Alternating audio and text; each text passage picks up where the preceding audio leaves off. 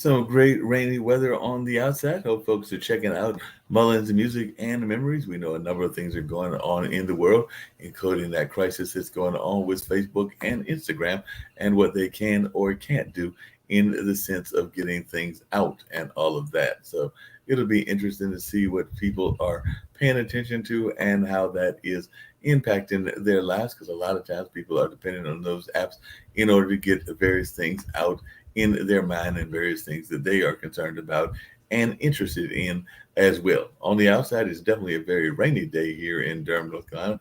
Just happened to hear that rain earlier and was like, wow, that is loud rain out there.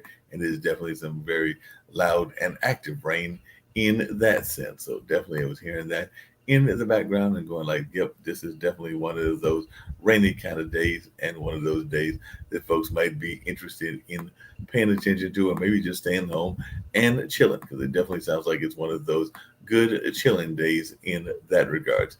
Don't forget if you got some things that you want to share with us, we are here for you. Looking forward to seeing if some guests are going to appear and what they've got going on in their world. So that is some of the things going on here on Mullins Music and Memories. If you've got some things that are on your mind, we're always glad to hear from you, hear what you've got happening and things in that regard.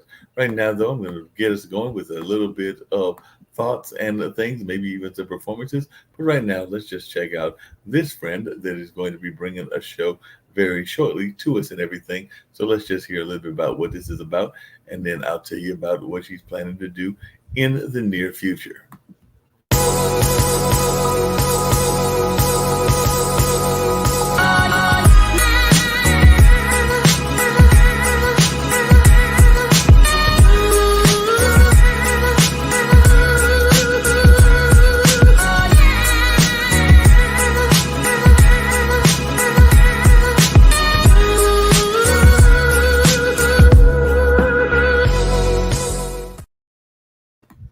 Yep, that was definitely Curtis Weaver saying that he was enjoying some of the things that we have going on. And if Curtis or others want to pop on, always glad to have guests come in and share their wisdom, their thoughts, and things of that nature. We're definitely trying to do some amazing things here on the network, having great conversations and hoping that people will be joining us and sharing their thoughts as well. So always glad to do some truly amazing things. And by the way, that show that Miss Tracy's going to be doing. Will be dealing with women in non-traditional fields, as possibly because that is her background, dealing with renovations and real estate and a number of other things along those lines. I believe we're going to try to launch it after her birthday, so that should be around the 15th, if I'm remembering correctly, because I believe her birthday is on the Friday before. So we're definitely planning to launch that very shortly and everything. So definitely be looking for that on the 15th. I believe the birthday is like the 12th. So we should be planning to do that very soon and hoping that y'all will join us in that viewpoint and check out what's going on in that regard. We definitely love having new shows and bringing new talent into the area. So definitely looking forward to that and looking forward to seeing how people respond to that show and what their ideas are in regards to the show in general. So definitely just keep that in mind and know that you are always welcome to join us if you've got thoughts that you would like to share as well. As a matter of fact, I can put the link to the green room on in there. And if you're here in the area and you want to be on the show, all you got to do is go to that particular link and we can just dialogue and talk about what's going on in the world. So if you're watching and you want to pop in, that is the link to pop in and join the conversation. Always glad to have amazing conversations with guests. Sometimes that I do a better job of booking and other times that I don't do as good a job of. But definitely always good to have truly great conversations. As a matter of fact, I'm expecting that at some point or another, we're going to see Dr. Funk up here because he is a funk musician. And I do know that he was scheduled for today for sure. So I'm looking for him to come on any moment and for him to appear when he can and all of that. So definitely that will be a great conversation taking place and looking forward to that taking place any minute now as well. So definitely he should be appearing here in a short time. And of course, we'll get ready to check that out and see when they are ready to bring him on and see what's going on in that regard. So I do know that Dr. Funk is scheduled to be here and looking forward to having a conversation with him here in this area to see what he's got going on in that musical space and what is happening there that he might want to let us know about just in general. Always good to have some great conversations with these truly amazing people that are doing great things in that regard. So, like I said, looking forward to it, knowing that he will appear probably close to 5 o'clock or thereabout my time. But yes, he will be making an appearance very shortly, and looking forward to finding out more about what's going on in his life and what is happening in that regard. So definitely, we'll see when they appear and are able to have a conversation with us about what's happening in that musical space. I did give them the link and everything, so hopefully they will be in or out and checking it out in the not too distant future. And there may be some other guests that have been scheduled that may show up as well. So looking forward to finding out what's going on in people's lives and how they may be engaged in the conversation with us. So truly some amazing things happening. And I know that y'all will get all kinds of insight and knowledge and all of that. So definitely, as we're seeing the Facebook thing is going on and impacting a lot of folks, we are definitely looking forward to having Dr. Funk join us, as well as a couple of other musicians, and who knows, maybe even some entrepreneurs coming in and joining on the conversation. So, looking forward to finding out what's going on in that regards. And of course, we're always glad to have people involved in everything. So, definitely looking forward to that. And definitely, we've got folks doing things and making sure that their guests are coming on as well. So, um, looking forward to the conversation and looking forward to having Dr. Funk join us and say what he's got happening in his world. I know he's got new music happening, and I know that there have been some clubhouse people that have also said that they are looking forward to popping in as well. So, who knows when they will get here and the time frame, but always great to have these amazing conversations happening here on the network. And I'm hoping that all of you will stay engaged, stay involved, and definitely do your part to share with what you got going on as well. By the way, it looks like Captain Kirk is really going to space. This ought to be interesting. Looks like William Shatner, known for his role as Captain Kirk in the Star Trek television series, is making his science fiction dream a reality. He'll be traveling to space next week with Jeff Bezos' Blue Origin. So the Canadian actor will be among three other crew members on the company's New Shepard spacecraft, which is set to launch on October 12th, so a week from tomorrow. The trip will mark the second human spaceflight for Blue Origin's rocket and will make Shatner, age 90, the oldest person to fly to space. So it does look like after all of that time of playing the role of Captain Kirk, he is actually looking to go up there and have this whole experience and all of that. So, among the other people that are going up in this flight include the company's VP of Mission and Flight Operations, Audrey Powers, Planet co-founder Chris Boshosen, and Metadata co-founder Glenn DeFries. So these are all folks that are going on that trip up in space. Wonder how much Shatner had to pay to do this and everything. So or maybe this is just something that Jeff Bezos decided to give him as a gift. Who knows? But Johnny Lundholm, the founder of 343, Building the Future of Art and Collecting with NFTs, says this is a huge get for Bezos. I'm sure everyone in the space race wanted to be the first to get a name like this on their passenger manifest. And it's hard to think of many folks as iconic as Shatner in the space genre. So just having him going up there in space when he played that role so often, this is definitely a major coup. And I would agree with that for Jeff Bezos and what he's done in that regard. So definitely glad to see that folks are recognizing this major coup for what it is, and definitely it'll be interesting to see how this plays out and whether we get some other major stars that decide to go in this race as well. Um, Netflix has released its most comprehensive data on which are its most popular shows, with Bridgerton and Lupin taking the top spots. But co-CEO Ted Sarandos says its new Korean survival drama Squid Game has very good odds of becoming the streaming giant's biggest show ever. And apparently, some LinkedIn members who have already binged on the first season are finding parallels between Squid Game and real life wealth inequality, the rat race of professional life, and finding a competitive advantage at work. So apparently, this game is very much based on what we do real life and all of that. So maybe they're saying we're all squids. And here I was thinking we were all parts of the rats, and is in the sense of the rat race and all of that. But apparently, it's not rats; it's squids. So that's what this game is saying. And yes, I am being slightly sarcastic and trying to be a little bit humorous in that regard as well. But Steve Robbins says that I've been watching Squid Game, and it really lays bare the power imbalances in our and every human civilization. I was struck at the stark presentation of how debt is the greatest weapon of control and deprivation humans have ever developed. It reminded me of first part of Debt, the First 5,000 Years by David Graeber. I had to put the book down because it was too depressing.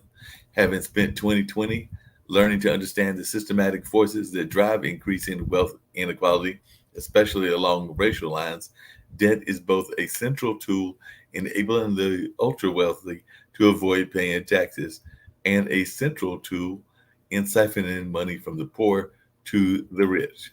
Hmm. So that's the interesting thing. So we're saying that we're siphoning money from the poor and giving it to the rich. Interesting concept. Wonder if people agree with that or not. And Andre Santello, global head of community at LinkedIn, is that as someone who doesn't love the horror genre, I couldn't peel my eyes away from the show. And they added that their boyfriend was watching it and it pulled me in. So that's what Andrea was saying. The theme of boredom and constantly wanting more to the detriment of others really came through, and they were fascinated to see this show became the number one show. So that is interesting. And of course, it's just interesting and fascinating as I was looking at that other article that Captain Kirk is going up into space. So that is truly interesting and truly wonderful in that regards. By the way, a person's job search is often linked to their current financial situation. Unfortunately, many people are on unsteady ground due to the pandemic and other economic factors, according to Kerry Schwab Smorenz, who is a personal finance expert.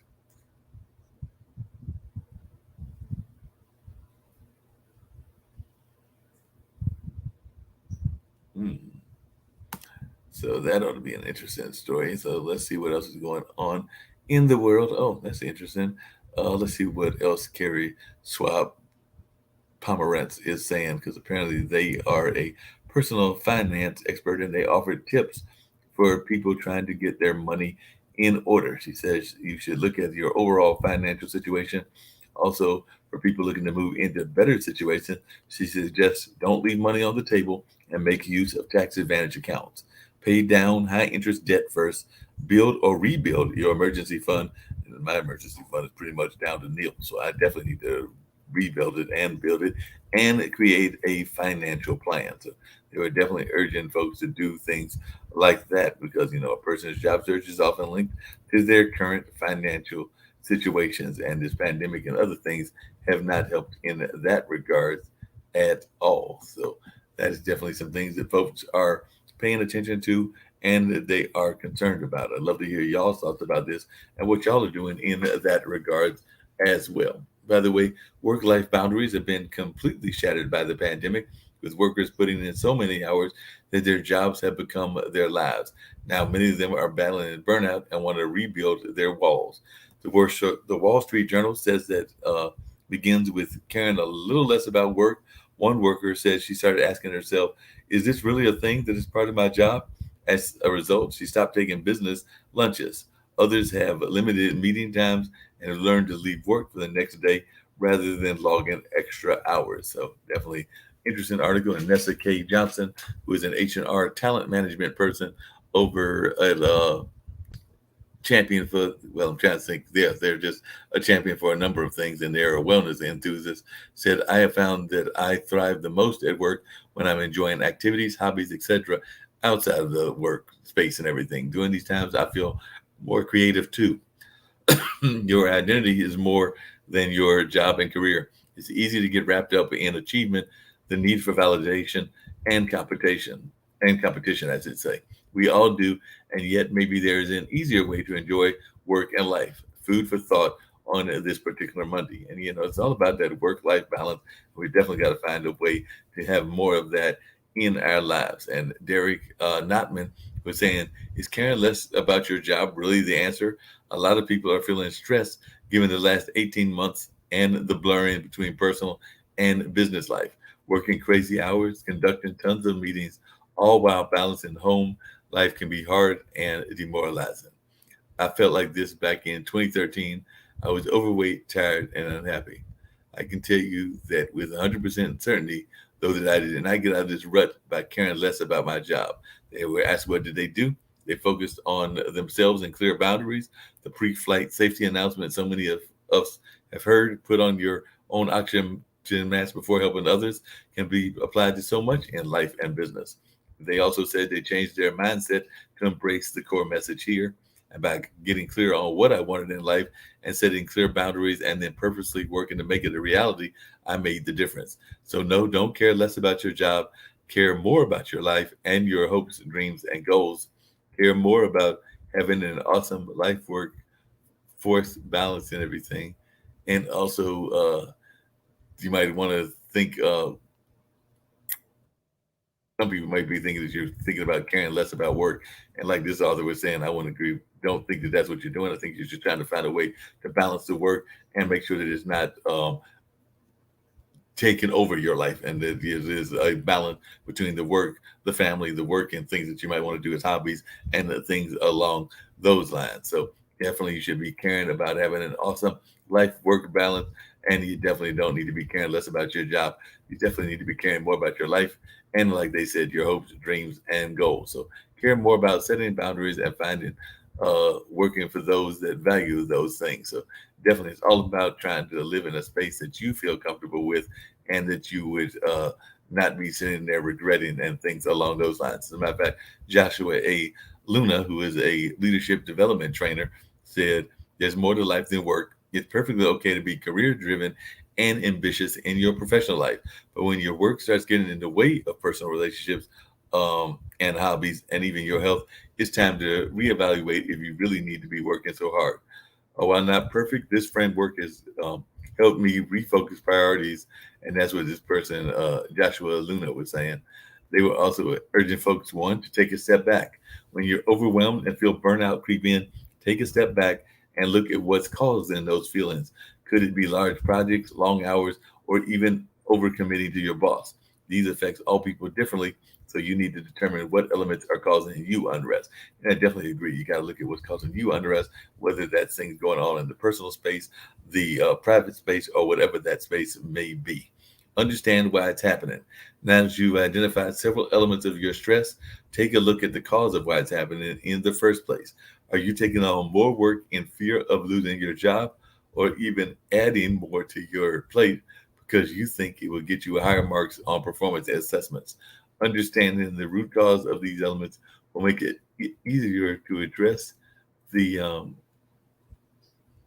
won't even say fallback, but kind of the ways that people may take it the wrong way and all of that. So, like I was saying, understand why these things are happening. Now that you've identified several elements of your stress, take a look at the cause of why it's happening in the first place. Are you taking on more work in fear of losing your job? Or maybe you're even adding more to your plate because you think it will get you higher marks on those lovely and notorious performance assessments. Understanding the root cause of these elements will make it easier to address them and get you back on track. Three, make an effort to change. When you understand the root cause of what's causing your duress, you can start addressing it head on. What can you do differently with your workload and schedule? Maybe you can scale back or delegate tasks that are weighing you down. The key here is actually to implement potential solutions you see, otherwise, your situation won't change. So that's just some of the things that they were saying. And work doesn't have to control your life. So take notice when things start to veer off track and make actionable changes to prioritize your health and your amazing.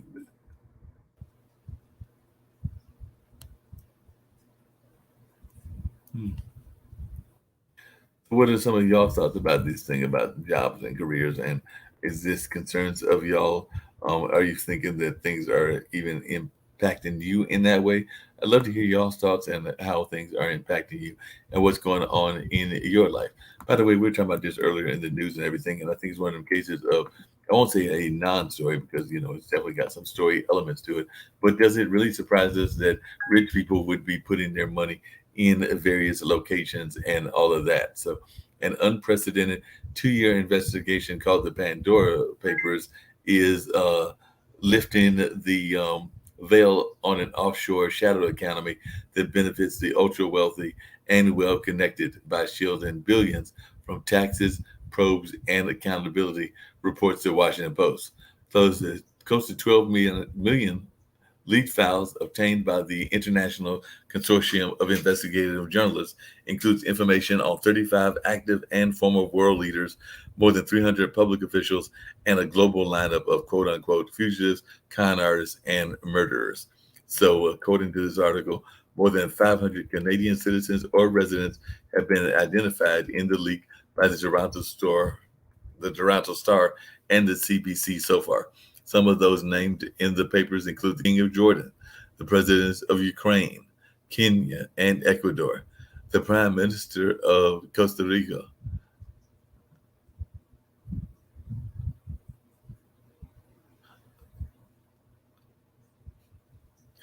I don't know that that's what most of those want, but I'm glad that's what you think and everything. But let's see here in this article what folks might be thinking about this whole thing about who identified the situation within that Pandora Papers and everything. So they're saying that more than 500 Canadian citizens or residents have been identified in the leak by the Toronto Star and the CBC so far. Some of those named in the papers, like I said, include the King of Jordan, the presidents of Ukraine, Kenya, and Ecuador, the Prime Minister of the Czech Republic, and former British Prime Minister Tony Blair, as well as pop star Shakira and supermodel Claudia Schiffer. Over 600 journalists from 150 news outlets spent 2 years working on the investigation. So definitely some major things going on in that investigation. It'll be interesting to see what folks say in return to the article. Katharina Bocholtz, a senior data journalist at Statista, said the offshore tax activities of prominent figures in the world of business, politics, entertainment, and sports have once more been revealed in a massive leak, this time dubbed the Pandora Papers, by the International Consortium of Investigative Journalists, which is the opportunity and is definitely behind things as who knows whether Google's even involved with that organization or Facebook or some of these other big time tech companies. But by the way, the consortium ICIJ coordinated the release of the prominent leaks, the Paradise Papers and the Panama Papers. The newest leak is the largest in date to date at a size of 2.94 terabytes compared to the famous 2010 WikiLeaks release of U.S. diplomatic cables. The Pandora Papers are more than 1,700 times as large. That is a much bigger than that other paper, which got a lot of attention. So it'll be interesting to see how this plays out and whether it gets the same kind of coverage or whether they sweep it under the rug or how things go in that regard. By the way, India A. Walton, a community engagement editor at Reuters, said a massive leak of financial documents was published by several major news organizations on Sunday that allegedly tied the world leaders to secret stores of wealth. As let's see what else they got to say. The dump of more than 11.9 million records amounted to about 2.94 terabytes of data came 5 years after the leak known as the Panama Papers exposed how money was hidden by the wealthy in ways that law enforcement agencies could not afford and therefore could not get to.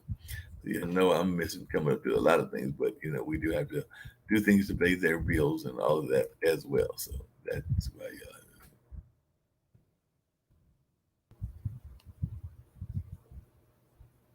Hmm. Timothy Allen, a clinical and safety advisory person, said, "Oops, we just learned that politicians are not savory. Funny, we have been told over and over the lack of checks and balance. If we mismanage a penny on our taxes, we will have the night of the authorities asking us about the last cup of coffee and how we expense it. But leaders find billions to steal beyond me. So looks like folks are not pleased at all with the unions and that whole situation. Uh, so need to get in touch with Nick so he can take off what's going on the other side, because I just realized that that might still be going on as well. You know, some of this is being impacted because of what was happening with Facebook, and I know that the YouTube police have also not helped either as well. So there's a lot going on in the internet world that is impacting us directly. And by the way, Rainey Orrington, who is an executive producer at PBS Frontline, says that Frontline will air a new investigation with the International Consortium of Investigative Journalists examining the global entanglement of political powers and secret offshore finance, and how U.S. trusts are sheltering millions in controversial assets. For close to 2 years, the ICIJ has led an investigative into confidential document with more than 600 journalists from 150 media organizations, including Frontline. Watch the documentary trailer, they were saying, and read more from their partners. So definitely, I want to say that Frontline is always doing some amazing stories and always doing some amazing things in that regards as well. So it'll be interesting to see, and I might try to catch that show myself. So, by the way, Curtis was saying that Medicare enrollment has begun. We will be having a Medicare 100 seminars in your area soon. So definitely always glad to know that. So we will definitely be paying attention to that. And like he was saying, stay tuned. Like I said, hopefully if he wants to come on and talk about it, always glad. And anybody else to click on that link. So always glad to have interesting conversations with people that want to share what they've got going on in their world. So like I said, I did hear from her, his publicist, and Dr. Funk is on the way and all of that. So that is good to know. So in the meantime, I'm going to find some spots to put on while we check out on Dr. Funk's ETA and when he will be here in that regard. So definitely still here waiting for him to get here and looking forward to a great conversation with him in that regard. And I'm sure many of y'all are as well. So just keep that in mind that we are waiting for him to appear any second, and it should be a fun conversation.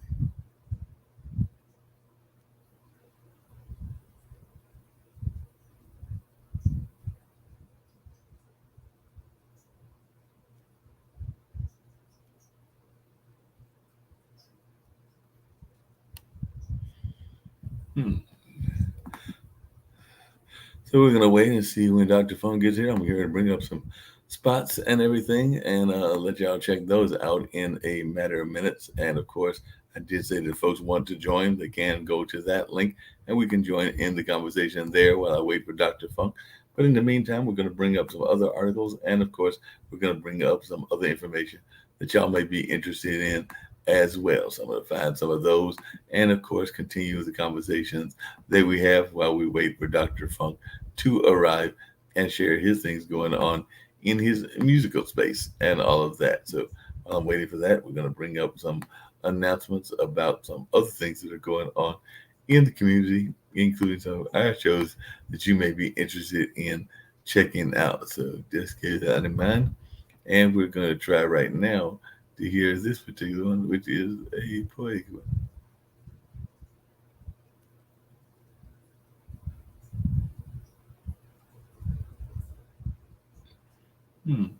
So let's check out this ad.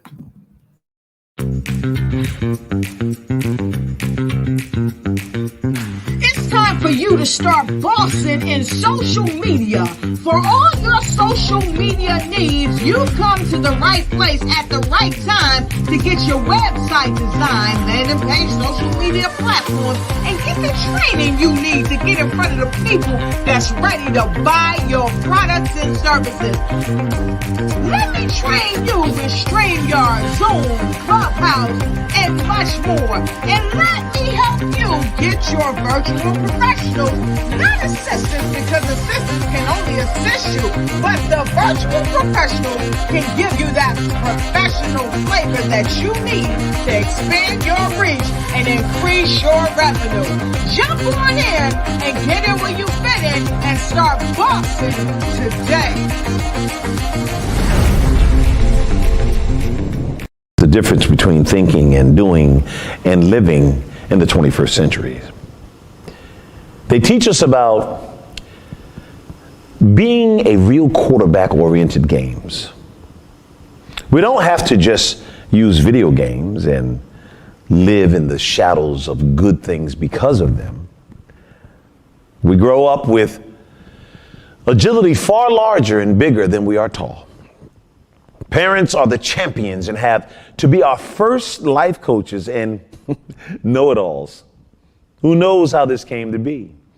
Coaches will ask you if you know your right foot from your left, if you know yourself, if you act knowingly good or bad, if you can move and negotiate a field with style and form, if you can tackle or throw a pass, or if your last name is that of a clown.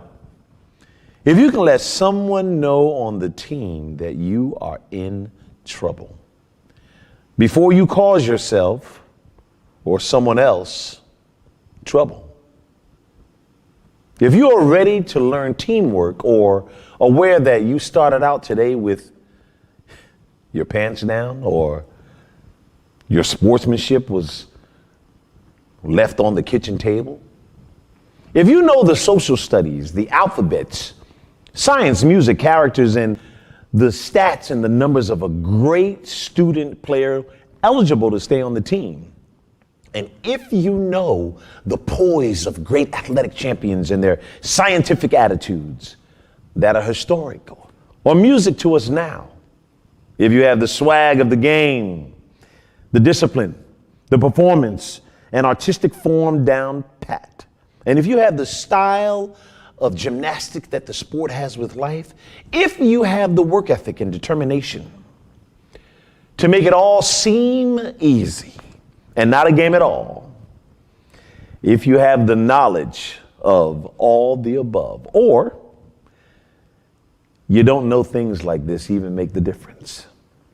I think that when it comes to the importance of parents and their field and self-knowledge, wisdom, virtues, and courage, their teachings, love, respect, care that they illustrate on the field and in the grind of life with their actions and their ideas, experiences, muscle, and strategic magic and skills wrapped around us with their priceless love. For their verbs to be that make us winners in this hard and fast third century that without them, kids and adults, athletes could hardly see or do anything at all. Parents teach us the difference between playing video games and playing on the field. Parents teach us how to be champions. A huge hug should go to parents, coaches, and parent-like community people who have love on the field for you and who are champions for your life, both in and out the games. Well, a powerful point. We definitely wanted to get you to reflect on the powers of teachers and how teachers are definitely doing a lot of great work with our kids, but oftentimes do not get the respect that they deserve either. So that was definitely something powerful that was put out there. And by the way, don't hesitate to send us other poetic messages or things or even thoughts that you want to share here on this platform. This platform is definitely about helping people get their message, their thoughts out, and their cause. And speaking of causes, you know, Coco McMillan does our show on Thursdays, and she's got a group with a new song out. So at some point or another, I may play that as well. I mean, gotta figure out what the rules are. So we're going to get ready and continue with another interesting spot that folks may be interested in. Are you looking for money-saving strategies for your business and personal finances? Are you tired of working hard every day with little or nothing to show for it? Contact Prosperity Financial Services, LLC right now for your free financial consultation. Call now to reserve yours today, 804-349-8600, 804-349-8600. Another interesting thing going on. By the way, we've also got the Gamers Den. The Gamers Den airs. It's actually at 12. I think this says 1 o'clock, but it's actually at 12. But the date is correct. It is on Thursdays, and it's right here on this network. And we use it to have great discussions about a number of issues. But we also talk about the video game industry. So love for y'all to join us on Thursday at noon. And here's just a spot about the Gamers Den.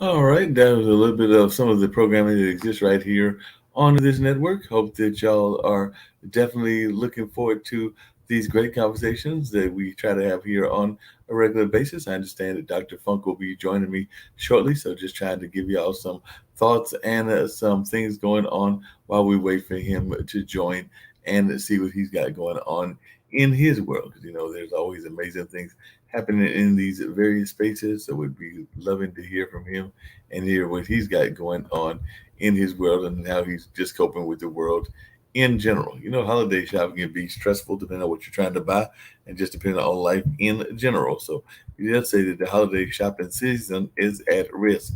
So supply chain woes show no signs of letting up. In fact, they're getting much worse, according to Bloomberg, with the retail industry facing a bottleneck after bottleneck, probably after bottleneck, and right when we tip off holiday shopping season.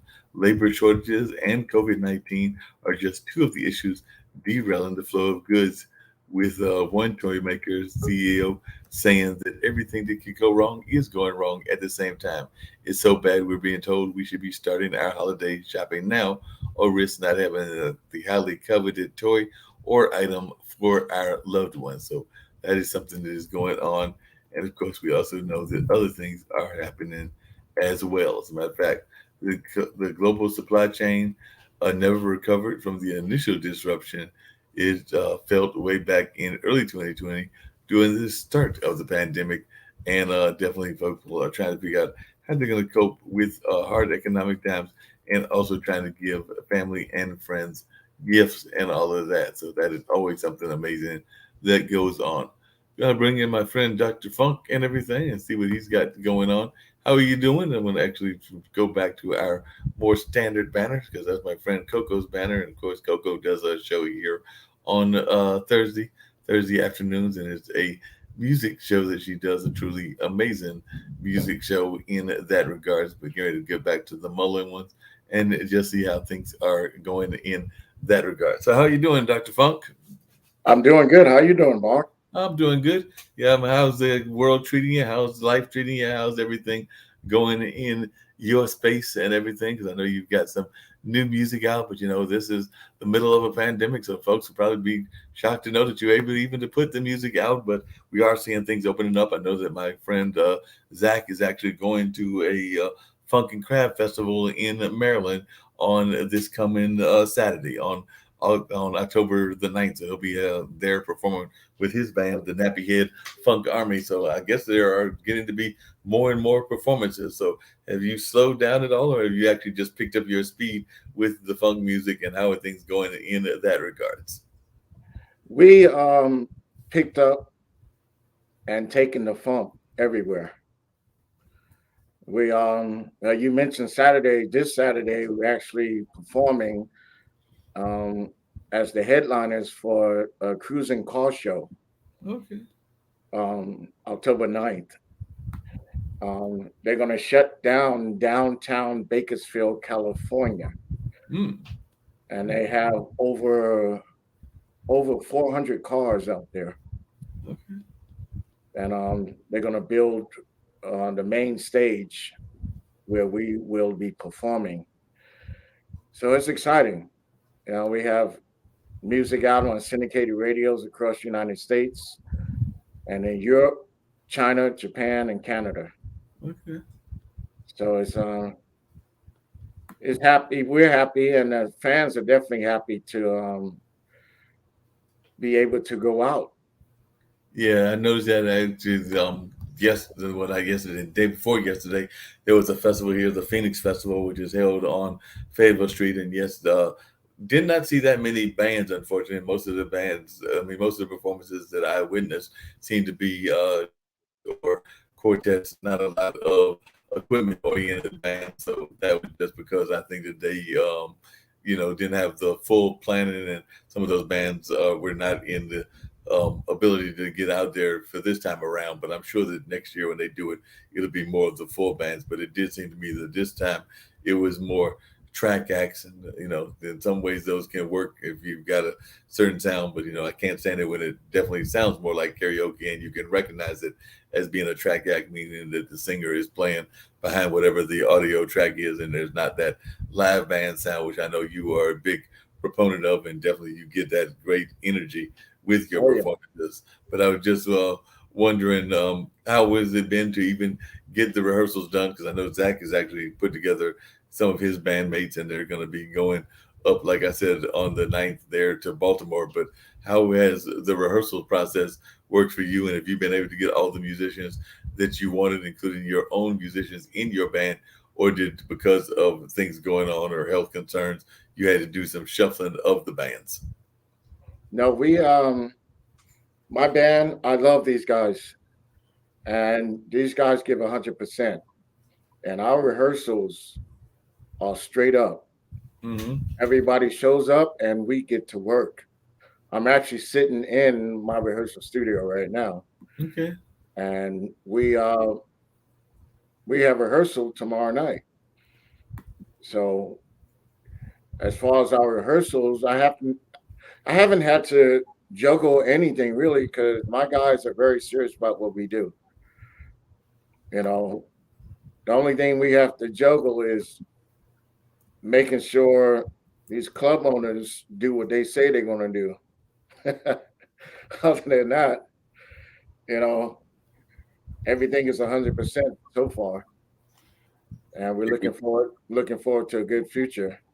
Yeah, it sounds like it. Everything sounds like it's going really well, and things are going positively.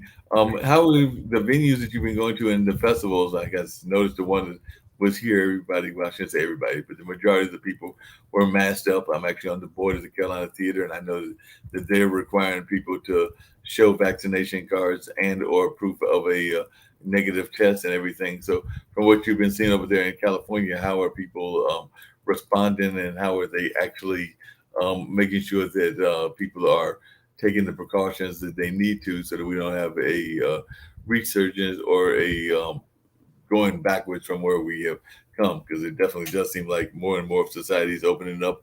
I know that even at Broadway, they're now beginning the Broadway shows, and a number of shows are starting to tour to various venues, whether it's a 375 seat theater, such as what the Hayti is, or 1,000 seater, such as what the top um, theater is at the Carolina Theater, because they also have two small movie theaters, or a bigger one like the DPAC, which I think is around 2,500 or something like that.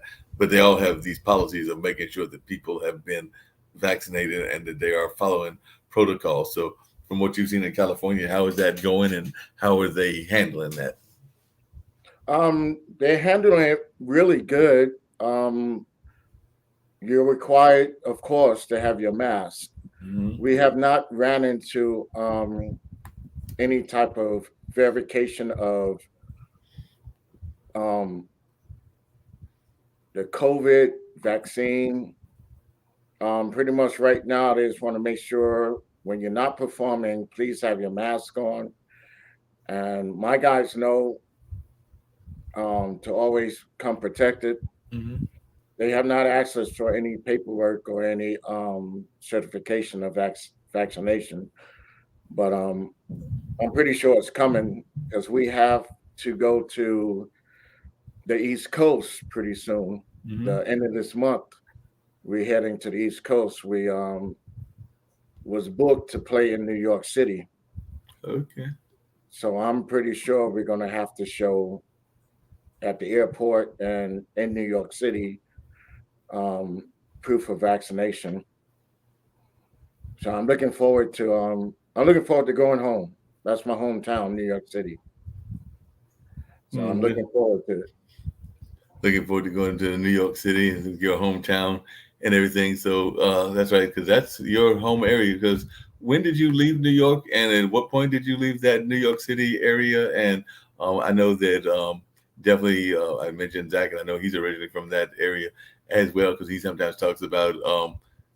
I'm trying to think. I know that the name of the club begins with a C, and it's got like a rhyming name to it because he used to play there pretty regularly, and he played in some other places also. So I'd love to hear some of your reflections and some of your memories of New York City, and even your playing when you were playing there. Because I think at that time you were playing not necessarily always in funk, but maybe in some of the R&B bands as well. So if you could share with our listeners a little bit more that haven't seen you before when you've been here, a little bit more of your history and that New York history. Yeah, I left home at an early age. My first tour, I was only 16 years old when I left home, and I've been back, but I haven't been back in a while because this business, you have to be hands on.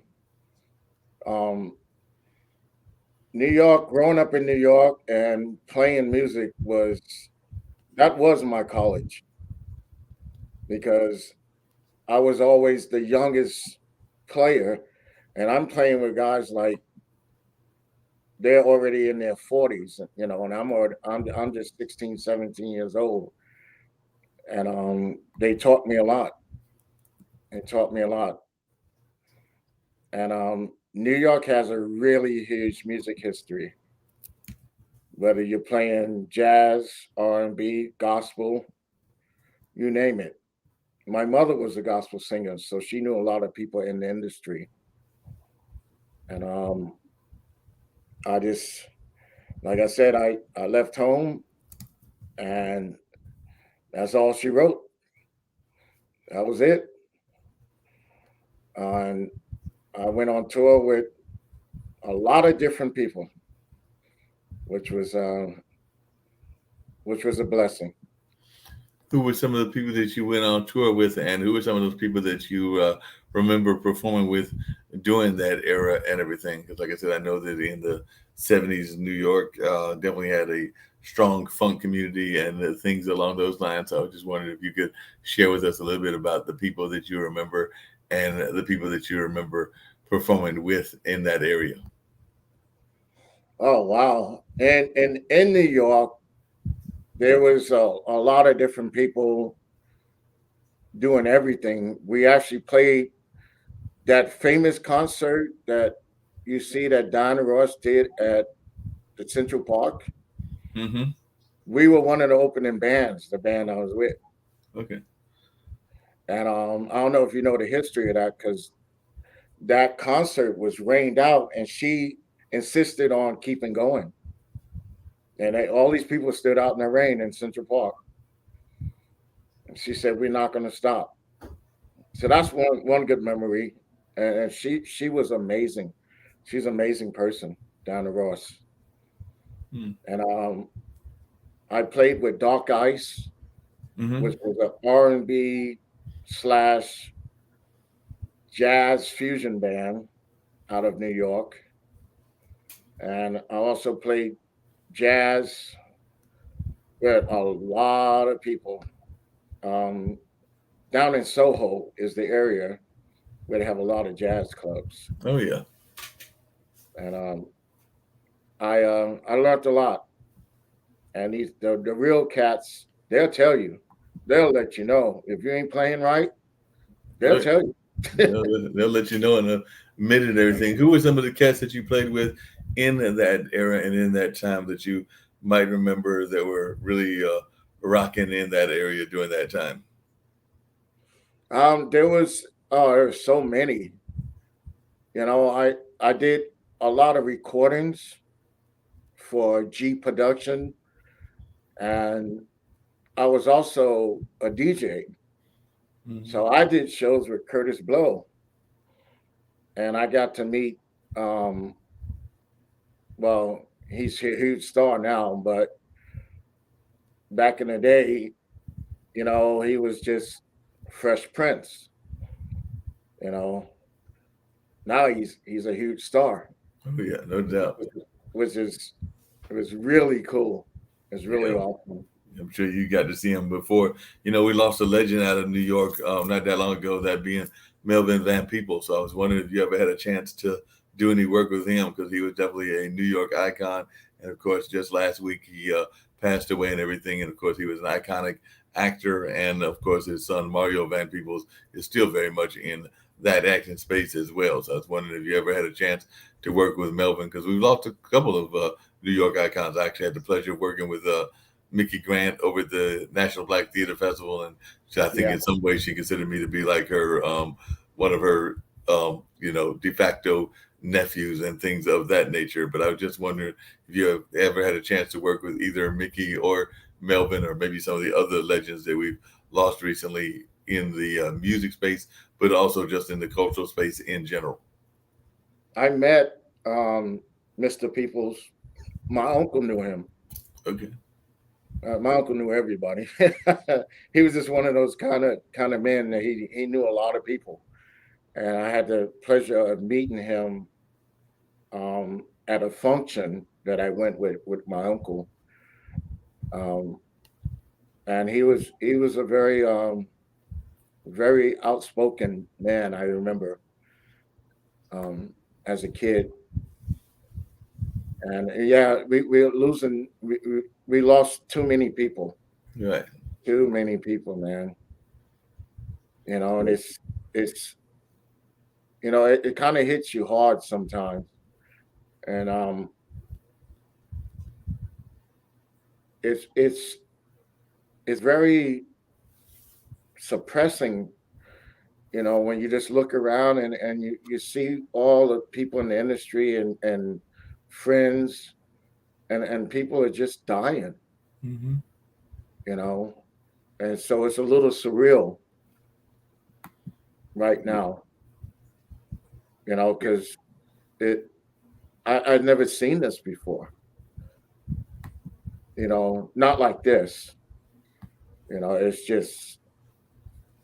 It's just surreal, like I said. But we have to stay strong. We have to stay strong, and we have to stand together, because this too will pass. But just going through it is hard, Yeah, you that's know. very true and everything.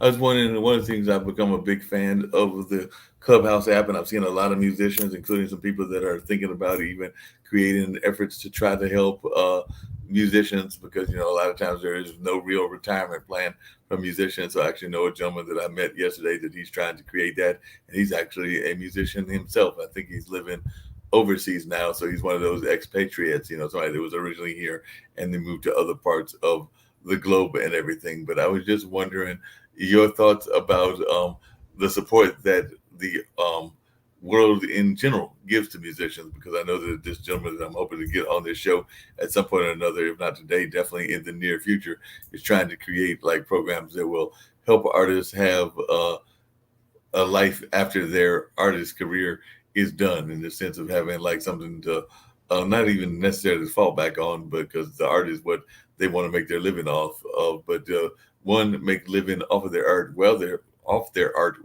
are in those prime years and everything, but also have like a safety net. That was the word I was looking for. A safety net for after they retire, that can help with everything from rent to studio time to a number of other things. So this is a gentleman of color that is trying to put this together. I know that there have been some organizations that have been white organizations that have tried to do that with blues communities and things along that line. But this is actually a gentleman of color that is trying to put this together. But I just wondering your thoughts about how society treats its musicians as they head into retirement years. You know, it could be better.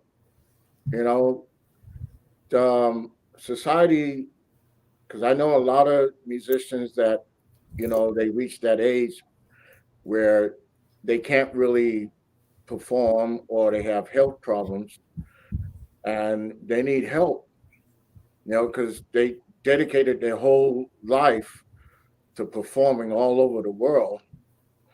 And now, they're in their 80s and 90s, and society just forgets about them. That's not good. This person has performed and made people happy all over the world. So, me personally, I back anybody that wants to put together an organization that will help all musicians Mhm. all over the world. Me myself, I'm going to start a nonprofit organization entitled Music and Art Forever. And this organization, we're going to raise money for for the kids to help get music back in public schools and for the retired musicians of the world. You You brought up know, a I'm sorry. No, I was hearing you, and that's a great idea. Looking forward to hearing more about this organization.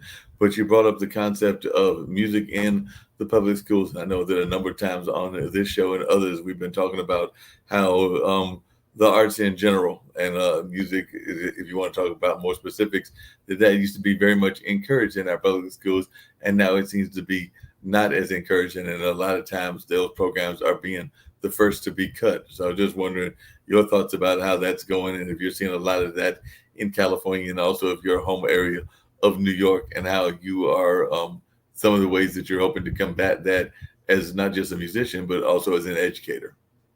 I see it everywhere, everywhere. And for some reason, um, they decided to put more money into sports than into the arts. And every child is not an athlete. You have very talented kids in the world. They either want to paint, draw, or they want to sing, they want to dance, they want to play an instrument. They don't have the option anymore. They try to say that the school district budget is not that big, but yeah, you put all this money into all the sports, and you have these kids out there, and then you have these people that have the audacity to start betting on kids in the sports Mm-hmm. arena. And these are kids, but you don't want to have an arts or music program in the school. Right. That's just not right. No, that's So not we right at want we all. want to do something about it. That And makes sense. I am going to set up different meetings and have meetings with school district across the United States Yeah, that because makes why is it only the rich community and the private schools they have music programs? Why yeah. why can't we have the same programs in public schools? No, I agree. Definitely need to have more of those in the public schools, and definitely need to have more aspects of that, because actually, music and just the arts in general help us develop critical thinking, and they're definitely tools that help you become a better critical thinker and able to have more enlightened and greater conversation. So definitely, I'm a big supporter of us getting more of those things in the public schools. Now, you also have some people Yeah, that have said that even some of the government organizations that in the past have supported musicians, like the National Endowment for the Arts and a number of others, also face threats as well. So, on the government level, and particularly the federal government level, do you feel that we've seen enough support for musicians on that level. As a musician yourself, I know that sometimes California governments might have done better than even the national ones. But I was just wondering if you've seen enough government support, not just from the general public, but also from those in charge of funding and in charge of organizations like the NEA and others that might be supposedly dedicated to the artist. Yeah, I've seen different aspects of it because it all goes down to who's in administration, Right. you know, and that's what it boils down to. But there are different committees here in the United States and in Europe that have talked to Congress and have talked to the government, and I've seen um, some good activity from the government because there's a lot of people in the industry itself, entertainment industry, whether you're a singer or you're a full band or even in the movie industry, which is all a part of the entertainment industry, where people are coming together for the arts and entertainment and talking to Congress and seeing how us as entertainers, how we can make a position to help people No, that makes a lot and of sense. receive help to help people, musicians that need help. Yeah, that makes a lot of sense, and you're so right about that. I actually heard earlier today that the backstage Hollywood workers are actually getting ready to go on strike because they are feeling that they are not receiving enough money, that they're not getting enough support, and that they're having to do a lot of things that are not necessarily great and things of terms of their working conditions. So, as one in California, had you been hearing about this strike, and do you think that it's going to be a long strike? 'Cause, sometimes these strikes can last for a long time and everything, but they are definitely asking for what seems to be like some very basic things, which is better work hours, definitely better pay, and definitely certain types of lunch breaks as well. So, as a matter of fact, they just said that the one of the entertainment industry's largest labor unions has voted to go on strike in order to push for what I just said, better pay and other things that seem to be very much should be common sense in my sense and everything. But I was just wondering what your thoughts are about this, since apparently they will be going on strike, and that can impact you musicians as well. I don't think this strike is going to go long because it's very important. And I remember, it was what, about 4 or 5 years ago? Yeah, Hollywood, the writers went on strike, they did. Yeah. and that was important, because the people that are behind the scenes are the one that makes this happen. Oh yeah. You know, when you sit down and your family and you want to watch a movie,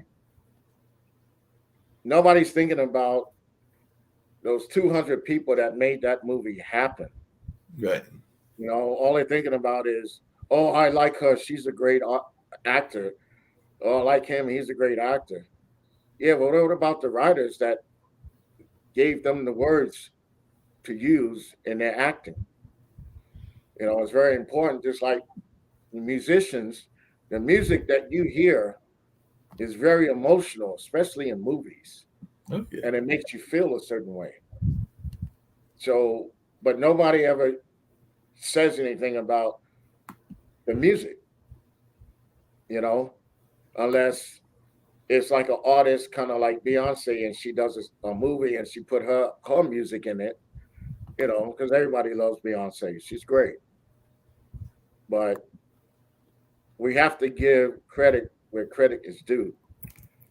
You know, everybody behind the scene, backstage, all these hardworking people that go to work every day to give us some type of entertainment, some type of escape, need to get paid, need to be taken care of. No, I definitely agree. They definitely need to be taken care of and definitely need to be getting paid. There was another major story that I know probably impacted a lot of musicians today and everything, which is that, to a major tool of communication, which is Facebook, Instagram, and WhatsApp, are actually all down because, they're owned by the same people and they're down right now. So I was just wondering if you were aware of that and how that has impacted your day to day work on today, because I know it's impacted even the network because some of the things that we distribute go to those outlets, and of course, when they come back up, we will definitely restream them at that particular time to those outlets. But it has definitely impacted a number of folks, and we do know that quite a few people use those methods of communications for not just social media and for frivolous activities, but sometimes they even use it for their work purposes. So I was wondering, apparently it's been down for several hours, if that was having any impact on your own work and how important is social media to your work environment in general.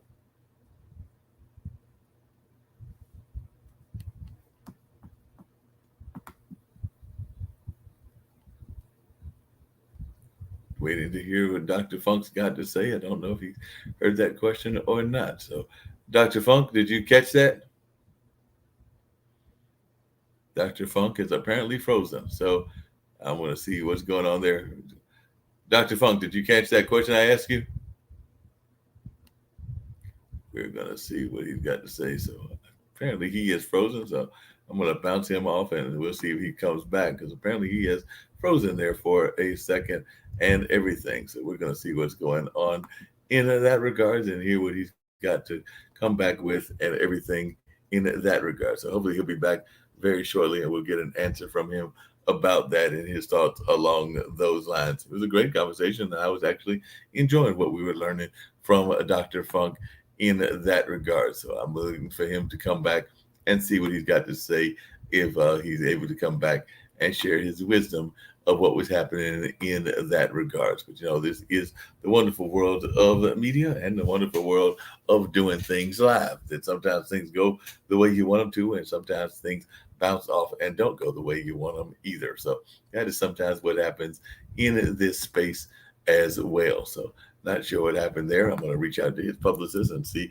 if she has any idea of what in that regard. So maybe she's got an idea and what we can do as we continue our conversation. But we're going to write to her and see what's going on and see if we can get him back on and see what was happening in that regard. Because we do know that sometimes technology also doesn't always want to work out and things along those lines. So we're going to see how this all plays out and if he's able to come back or not. And hopefully he'll be able to come back in the near future, and we can continue learning more about what was happening in that regards. Because, like I said, I do know that I was enjoying and definitely we're having a fun conversation, and hopefully he will bounce back. So that's what we will continue to do and everything. And like I said, she was saying that maybe he had to restart things. So we're going to see what's going on in that regards and just continue our dialogue and see if anybody else appears as well. So definitely get ready to find out more in that regards and see what's happening as we continue our conversation and what's happening here in this world. So like I said, it's one of those interesting days where sometimes things are cooperating and sometimes you just got to run with the flow and see what's happening in that regards. Because definitely looking forward to hearing from Dr. Funk and hearing from his music as well. So definitely that's what we're going to do. We're going to find some more things happening in that regards.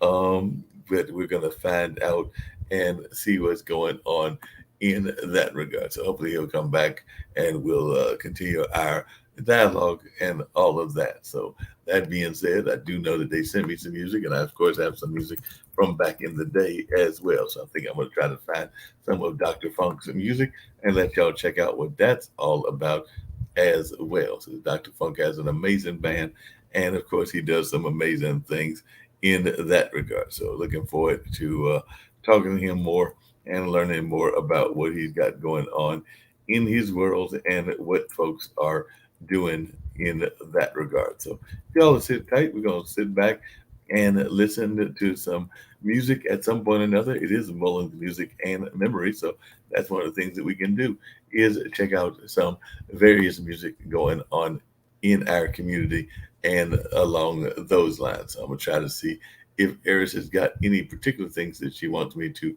play of his that she wants me to send or that she's already sent. So I'm going to look forward to getting that and possibly getting that on the air for y'all as well while we wait for his return and wait to see what is going on in that regard. So in the meantime, we've got a couple of spots that we're going to play that are of the spots of things that are going on in our community and things that are happening in general. So definitely I'm going to bring up some of those and let y'all check those out while we continue our dialogue and wait for Dr. Funk to return. So while we're waiting for that, I'm going to see what we've got in the way of spots and things along those lines and let y'all check out some of these things that you may be interested in also, because we do love giving you insight into a number of things, including some of the things that are happening here in our neighborhood and with us on a regular basis. So,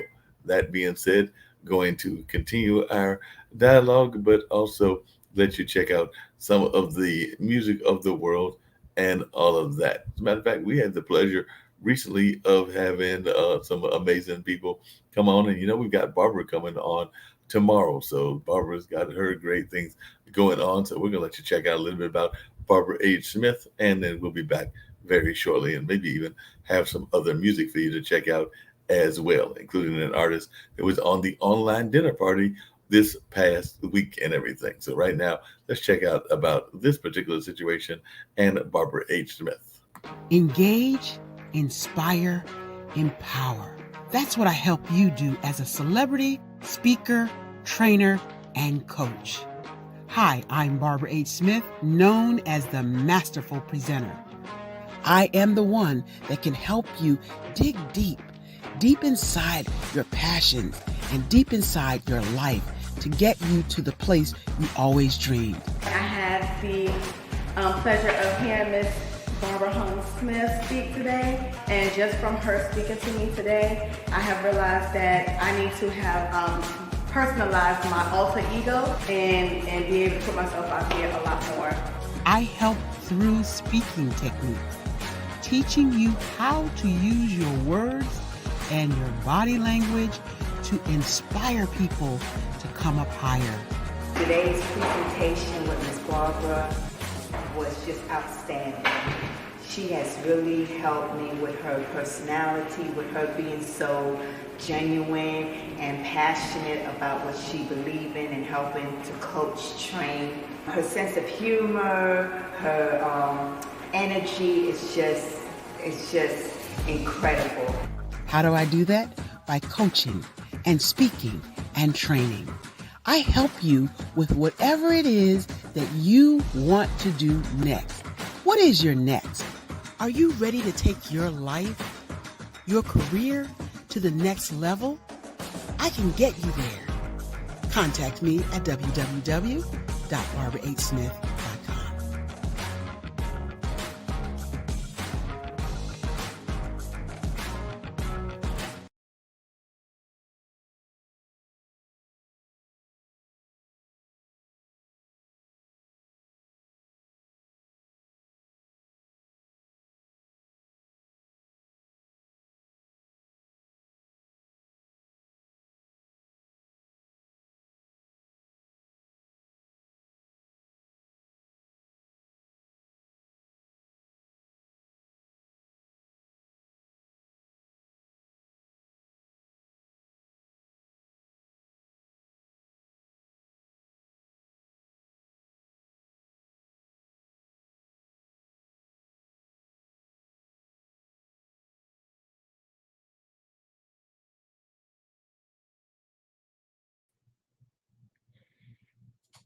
Yo, yo.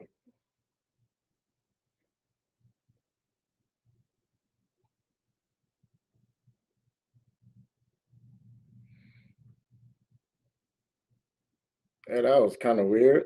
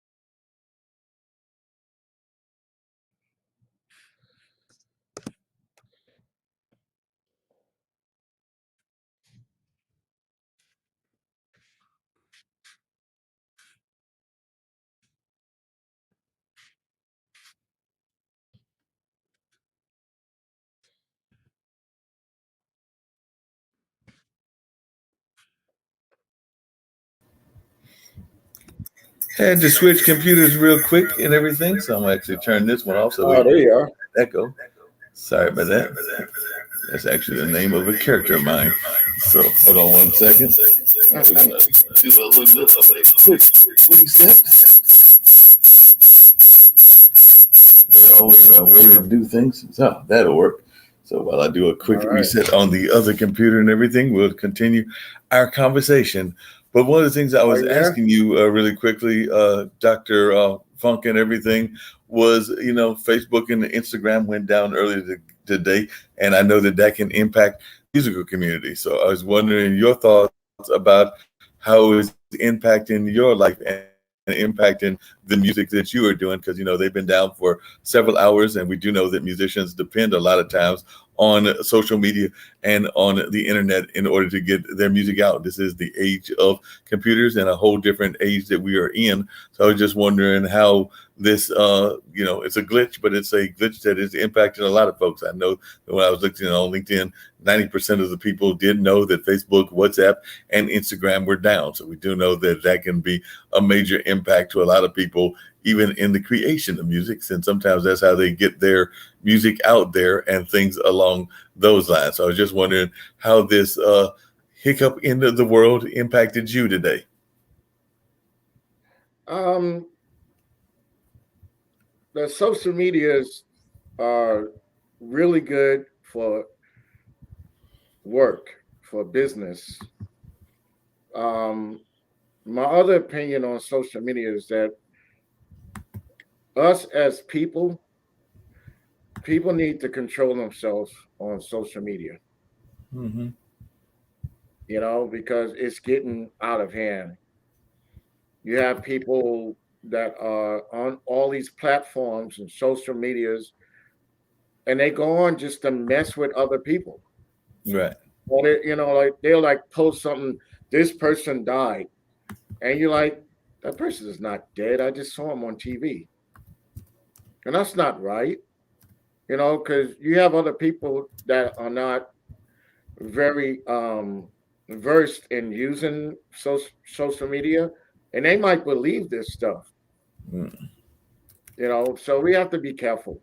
We have to really be careful. But as far as for me and for the band and our music, social media has helped, and I leave it at that. I'm not the type of person that sit around on Facebook all day. I can't do it. I'm not the one. Yeah, I know that's Or right. Instagram or Twitter, none of that. If you see me on social media. I am networking and advertising and letting people know where the funk is. I know And that's we right. definitely That do any definitely type makes. of unless it's a friend or somebody that need help or had a tragedy or something, and I'll try to help them. And that's it. And I'm gone. I'm off. So You then know, you're off of that social media at that time. I don't blame you. You actually mentioned something earlier in the course of this conversation, which I know a lot of people are very much interested in and they try to pay attention to, which is this whole notion of us owning our own.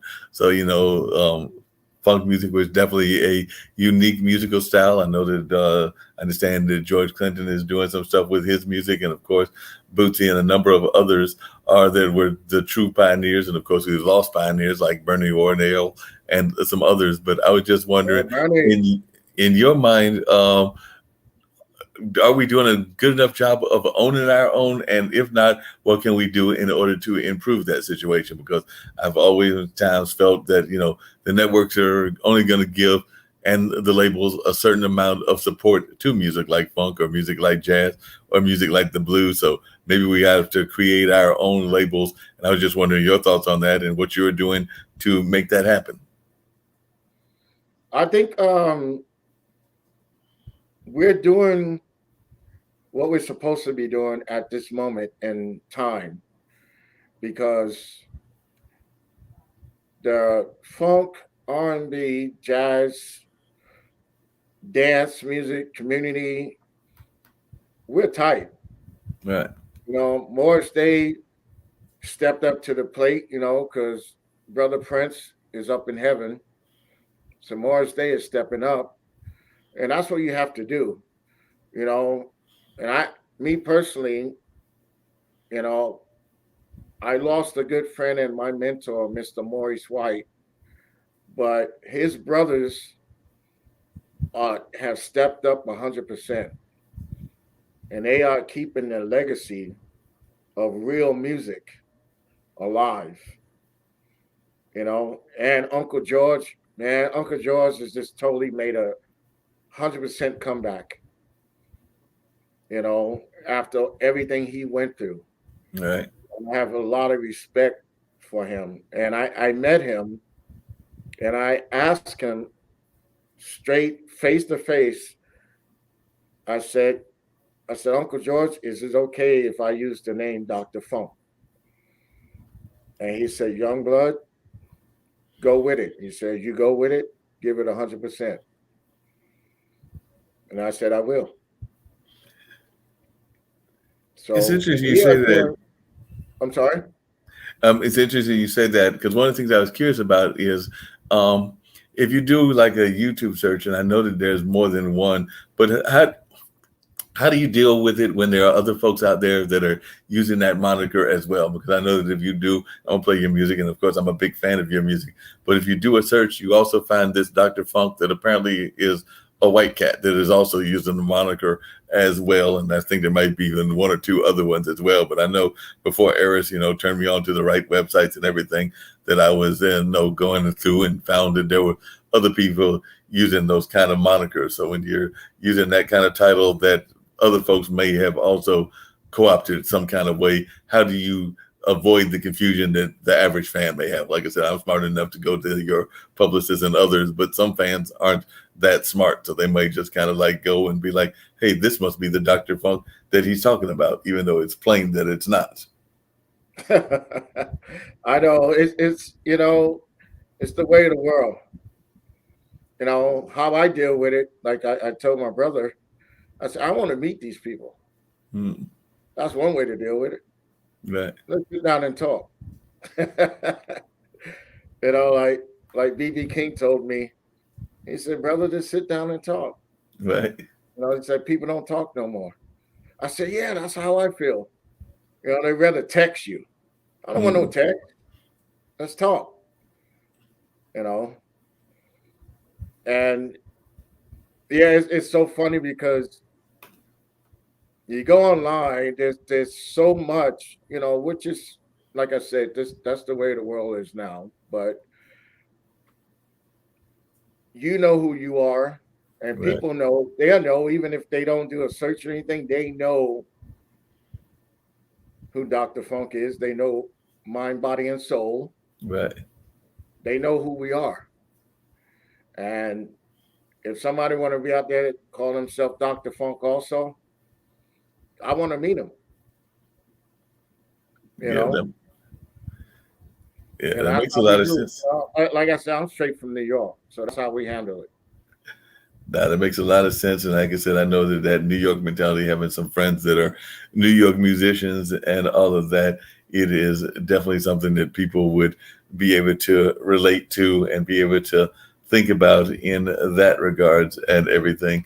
Um, when you first had that first meeting with George and everything, what was that like, and when was that, and how often have you had a chance to talk to him and some of those other, I would call them icons of the funk as well, because there are definitely quite a few icons that have been there, but unfortunately, like you said, whether it's Prince or Bernie, a number of them have left, but we do still have George, and we do still have Bootsy, and we do have a few of the other ones that are still around as well. So what was it like meeting those icons, and how much do you stay in touch with them on a regular basis? Because I know that there's even several funk networks that are existing. Like I know that I want to say Philly Field is one, and he may even be on the West Coast, or maybe he's in New York. I'm trying to remember, but there are a couple of these funk internet radio stations as well, and of course there are people that are doing their own thing. I think that Bootsy's got like this whole network that he's put together of people that are supporting him,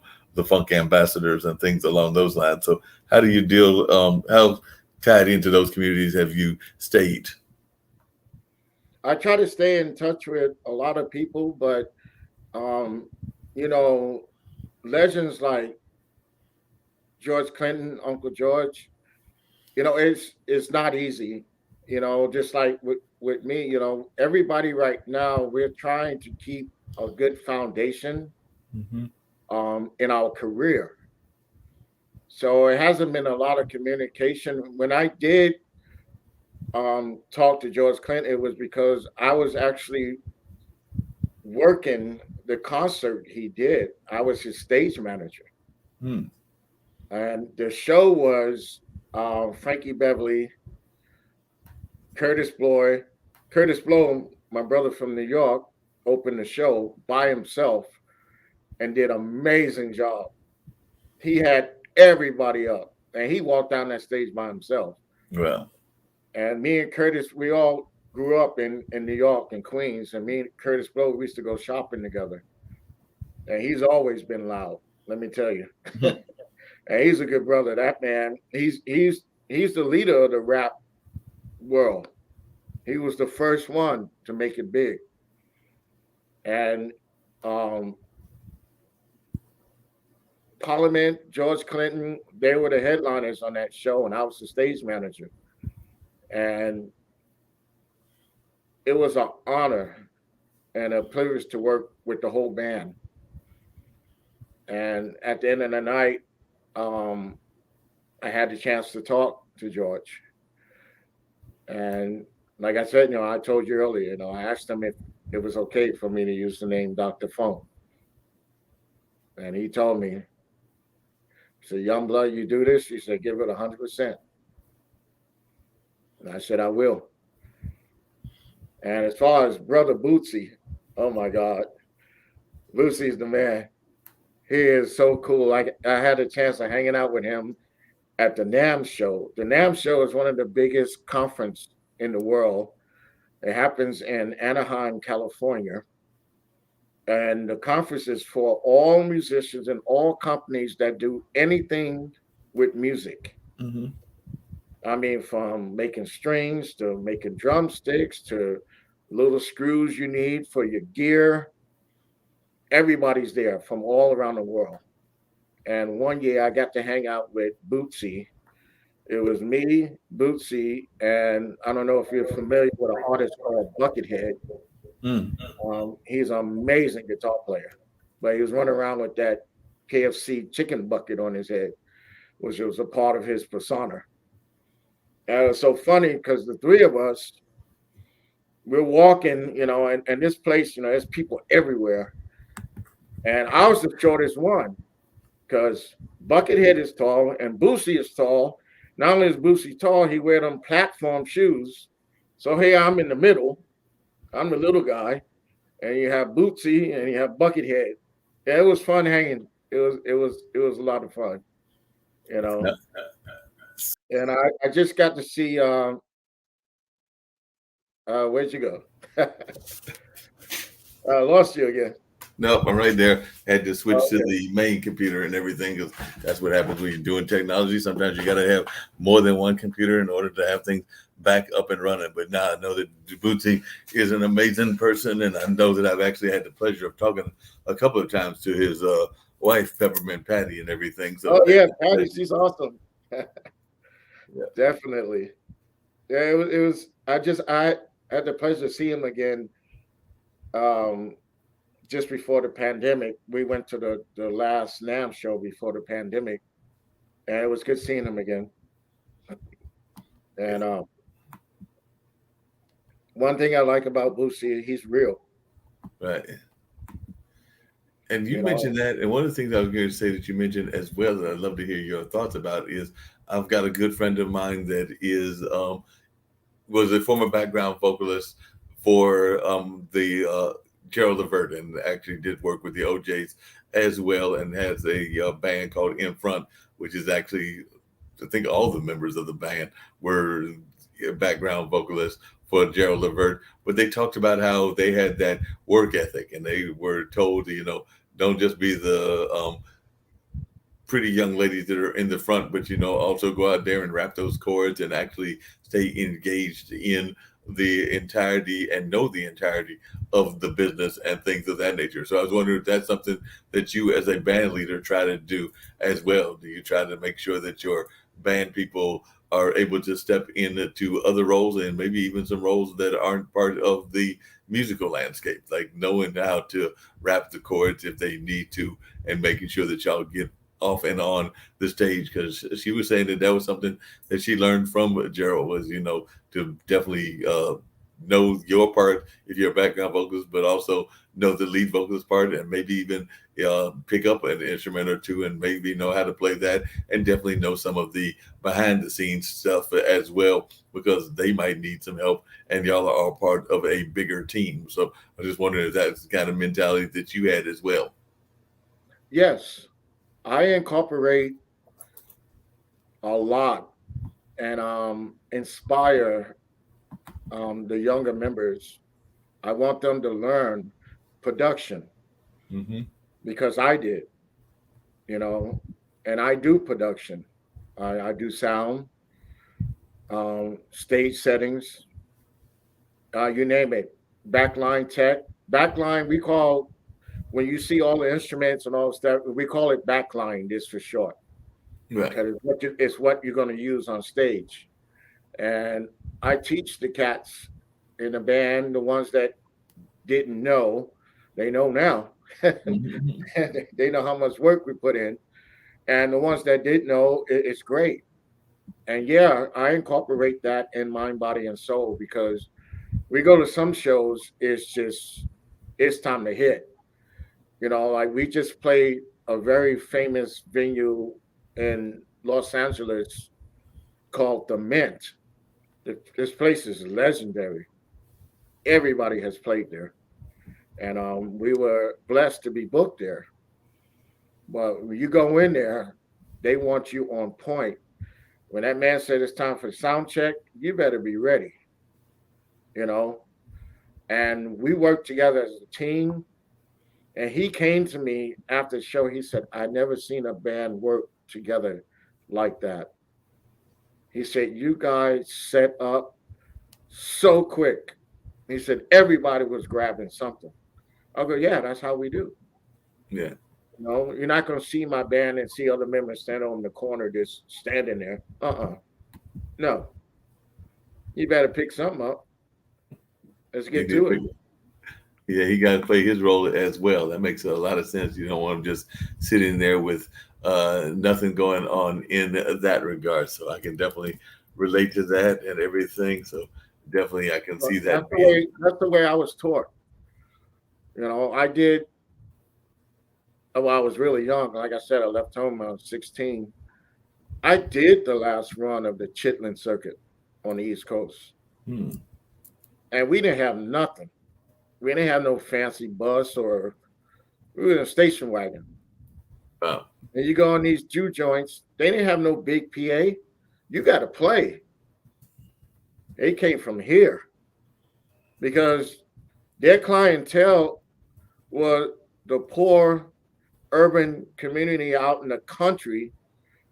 And these people didn't have money. So if they came to spend money to come see you, you better be good because Yeah, they'll let you know they'll let you know right then and everything, no doubt right about it. then and there. You And I know, know your definition may be different from George, may be different from somebody else, but I was just wondering if somebody was to ask you what is funk music to you, what is funk music, and how would you define funk music? Like I said, I think that everybody has different definitions. There are different definitions of what is jazz, but I was just saying, in your mind, what is funk music, and how would you define it? funk music is everything. Funk music is the type of music that you can play fast funk, you can play slow funk, you can play medium funk, but funk is funk because funk music incorporates the soul and the rhythm is the pace of your life, you know, and you get that amazing bass line and match it with the drums and put everything else on top keyboards, horns, synthesizers, and then in your lyrics, you're speaking the funk so that people understand what you're saying and what you're singing about. So I let people know, even on stage in our show, I tell them the funk will heal you. The funk will heal you. You can go see your doctor and say, Doc, I'm not feeling good. There's something going on. I just don't understand. And I don't want to take a whole bunch of medication. I tell people, put on some funk. Go home, put on some funk, and see how you feel. Well, there's a lot of division in the country right now. People are worried about vaccines, anti-vax versus pro-vax. They're worried about wear a mask, not wear a mask, and there's all this kind of division. So, in your mind, do you think that funk can cut through all that division and maybe even solve the problem, or is it something that can't even touch those kind of issues? Or how do you think it would impact people on those issues? Because I know even on like the Clubhouse app, you'll hear people that get a little bit too caught up in those issues and start worrying a lot in their mind about what's going on there. So I just wondering, in your mind, how can funk music play a role in some of these divisive issues that we might be facing? Well, we have experienced the funk helping people. We receive messages from different fans all over the world. One in particular was a young man um, in Italia, in Italy. He wrote and he said, Dr. Funk, you and Mind, Body, and Soul music has helped me get through the pandemic. Mm-hmm. He said, I was so depressed. I couldn't go anywhere. I couldn't do anything. And I put your music on. He said, within a day, he said, I just went out in the world. And he said, I love your song, Just Matter of Time. He said, your music helped me. And we received that a lot, different people. I saw, I was in the grocery store and this lady recognized me. And she said, I know who you are. I was like, oh, okay. She said, in Mind, Body, and Soul. I said, yeah. She said, I have to tell you something. I said, what? She said, your music helps me at home. She said, my kids, she said, my kids are bad. She said, and anytime I want to clean the house, they just start acting crazy. She said, so now what I do is I put your music on and they calm down and they help me. And we sing and dance to your music while I'm cleaning. I was like, oh, wow, that's pretty cool. She said, no, that's real. She said, I don't know what it is, but your music helps my family. I said, well, that's good. I said, keep the funk alive. Yeah, that makes Keep a lot doing of what sense. you're doing. Speaking of keeping the funk alive, I know that there's some funk legends in addition to yourself that are out in California. So I was wondering if you've ever had the pleasure of working with Nafatel Santiago, who was with Mandrell, or Joe Keys and that great band that he's got. Because I know that that's part representing some of the West Coast sound as well. Because there's definitely some West Coast funkers and everything. So I think this Joe Keys band is the Late Bloomers or something like that. So I was wondering if you've had the pleasure of working with those other folks that are either started in the West Coast or did like you and moved to the West Coast. No, the artists you just named, I have not had the pleasure to work with. Um, I remember the Mandrells, man. They were something else. Oh yeah, I was a kid. I was just like, whoa, these guys are good. You know, but hopefully one day I'll get the chance to work with them. You yeah, know, definitely. I know that they're always looking at trying to expand the funk landscape and things of that nature. So hopefully, y'all can do some shows together and even do some shows that are joint shows, whether it's on the East Coast or the West. You mentioned you've got the East Coast gig coming up. So where's that going to be? And is that going to be part of a tour? And are you looking to do like a whole 4 or 5 months here, or is this just a 1 or 2 gig engagement and then you'll be back out west? So what is the East Coast plans? East Coast plan. This one is this going to be a short run. We're gonna go hit it and quit it, as we say, and it's going to be at a well-known venue called the Delancey Club, and they're telling me this place. I guess it's one of those clubs. They got a rooftop, and then they have the inside venue stage, and it says really nice. So I'm looking forward to it. Because it's in these days and time, it's not really easy to get booked in New York. Right. And thank you, thank you. And we're all looking forward to it because I have some members that have not been to New York, so they're very excited. They're like, "Oh, really, man? Oh, this is going to be great." I'm like, "Yeah, we're gonna hit it and quit it." And then after the new year, the plans are to set up a tour on the East Coast. So we're gonna go New York, hit it, and then come back because we have some other shows that we have to do. And that famous venue I was just telling you about, the Mint, Mm-hmm. they want us back in November because they called and said they emailed and said we want that band back, and they said will we be willing to play again in November? I said yeah. I said tell them yeah. Wow. So, So what were the places that when you were growing up, you said you left at 16, but when did you first start playing music and when did you first start playing, excuse me, funk music?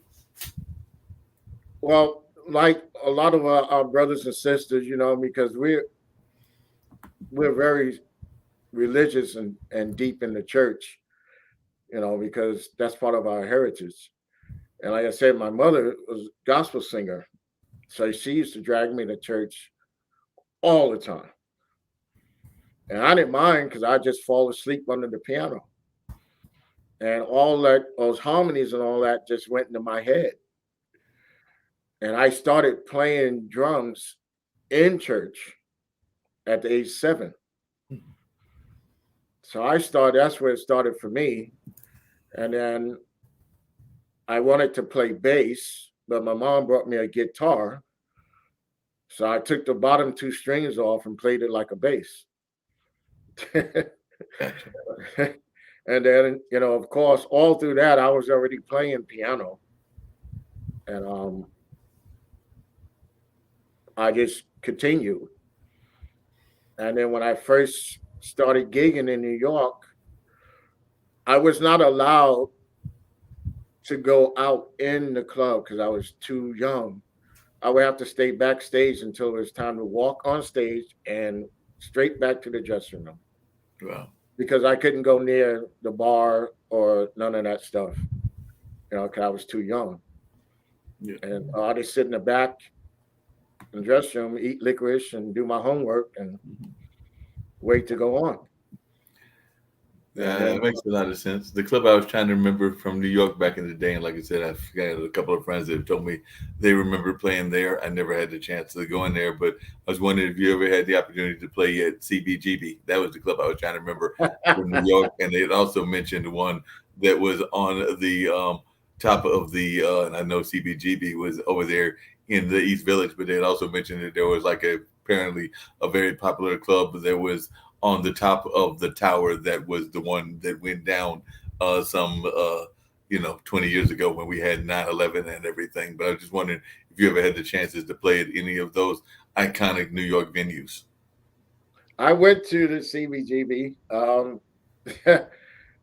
We actually the record company that I was working with doing studio work for, they were so happy with my work. And he said, Rhythm, what would you like?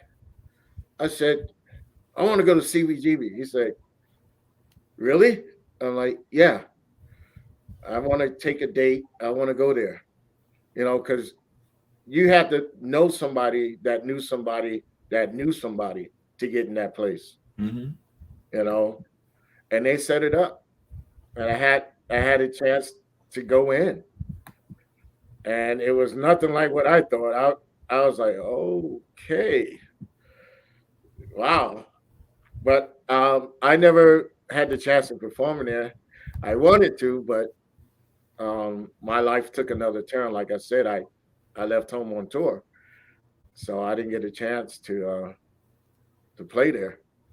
But there was another club. It was called back in the day the New York City Loft, Mm-hmm. and this club didn't even close till 5, 6 a.m. in the morning. And it was in this building. The building looked like it was condemned from the outside, and somebody had to tell you how to get in. And you go down this hallway, and there's an elevator, and it goes up. When you get off that elevator, everything was pristine. Mm. Everything was white. There was crystal. I mean, this club was clean. I played there. That place was just amazing. But it was one of those private things that they didn't let just anybody in there. Gotcha. And what year was it that you left New York and you've been out in California ever since? I'm sorry. What year was it that you left New York and how long have you been out in California? Well, when I left the first time, like I said, I did the last run of the Chitlin circuit. So I was on the East Coast. And then I joined another band, and we were all child prodigies because we were very young and we could play really good. So they called us child prodigies. And we started our trip. Our first stop was Denver, Colorado. Okay. And they took us urban kids out of New York and sent us to Denver. And we were just like, whoa, where are we?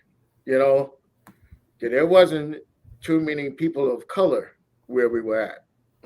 Right. This is Denver, Colorado, man. We were just like, okay. And I remember playing the show that we had to do 2 days, 2 nights at. It was a club and it was mostly glass. I remember that. I don't remember the name of the place. But it's so funny when I was on tour with the English Beat, we played Denver quite a bit. And I was asking people, do you guys remember this club that was made mostly glass? They said, oh, yeah, that place was blah, blah, blah. I'm like, yep, I played there when I was younger. They're like, no way. I'm like, yeah. And then we left Denver and drove from Denver to California because they sent our stuff to Motown with Barry Gordy. And that man, you know, he's a great man. He did a lot. He totally changed the sound of music for us as far as introducing it to all cultures all over the world. But we wasn't so lucky because they sent out music to him to Motown, and their A&R people really liked our stuff, but nobody knew that Barry Gordy was going to sell Motown, Wow. and he sold it, and they put us on the shelf. So here we are in California, stuck, no record deal, no job, no money, and uh, it was hard times right then. Sounds like So some we, very I'm sorry. sounds like some very hard times and everything.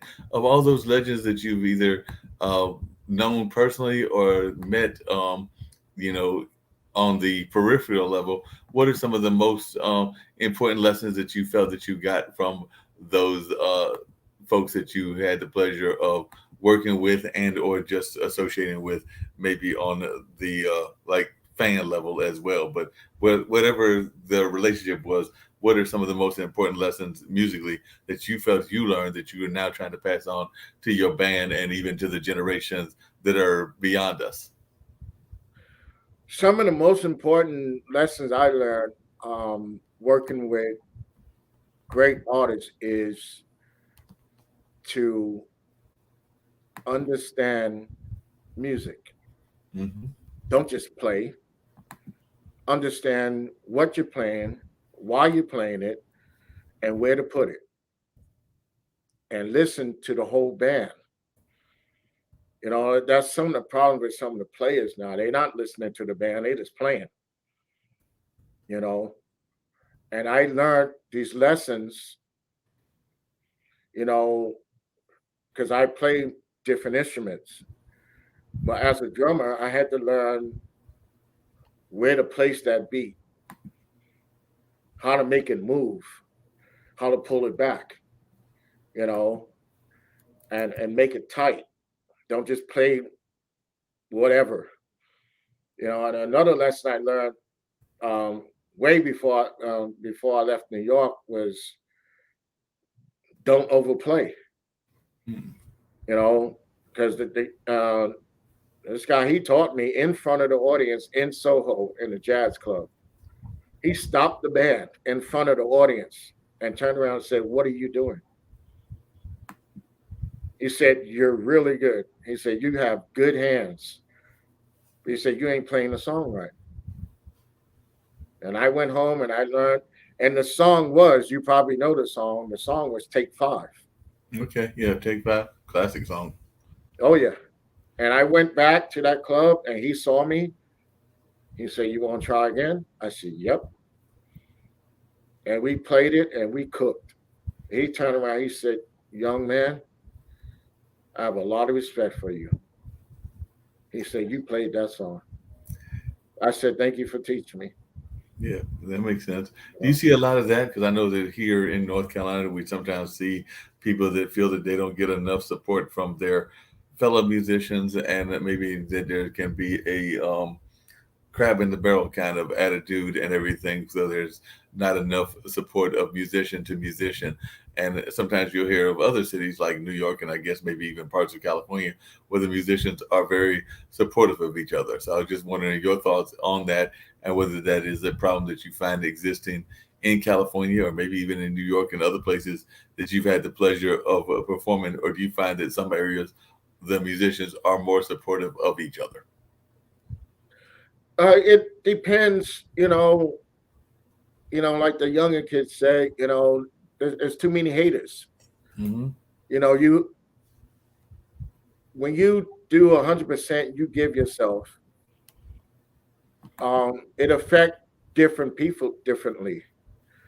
You have guys that play and they think they all that, and then you come and play,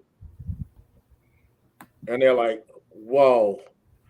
And then they have two options: they can either like you or they'll hate on you. Yeah. And I've ran across both, but I always try to talk to my brothers and sisters, you know, and teach them hating on somebody is just ignorant. You shouldn't hate on people. If that person did something and they did something better than you, go home and practice. You go home and Yep. practice and get just as good. Don't hate on somebody just because they're good. Because I've played all over the world and I met musicians of all different races and cultures. But back here in America, there's some haters out there. And Maurice White taught me, he said, always shine your light. Mm. Don't let somebody ignorance deter you from doing the right thing. You know, if somebody want to hate, show them love. Show them the right thing. Don't fall into that trap and then you go and do the same thing back. No, I don't let anybody change my train of thought. Right. You know, so that's what I try to teach the younger cats. Don't feel bad. Go home and practice.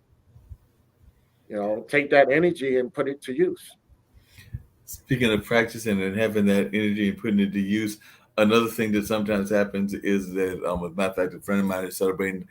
This is his 25th anniversary of doing an open mic that's here in this area. So, how important do you think that open mics are? That's probably one of the longest running ones in the country. But how important do you think it is for there to be jam sessions, open mics, woodshedding, whatever you want to call them, kind of things going on? Like I said, he's been in multiple venues. He's currently at the Blue Note Grill, but it is where a lot of musicians are doing their craft. Some that are church musicians, some that are professionals, some that it's a hobby and something that they like to do while they're going to their corporate job. So it's various levels, is what I'm trying to say. But they all seem to enjoy themselves and definitely seem to enjoy providing great entertainment for the fans. So how important do you think that those kind of environments are to the creation of good music?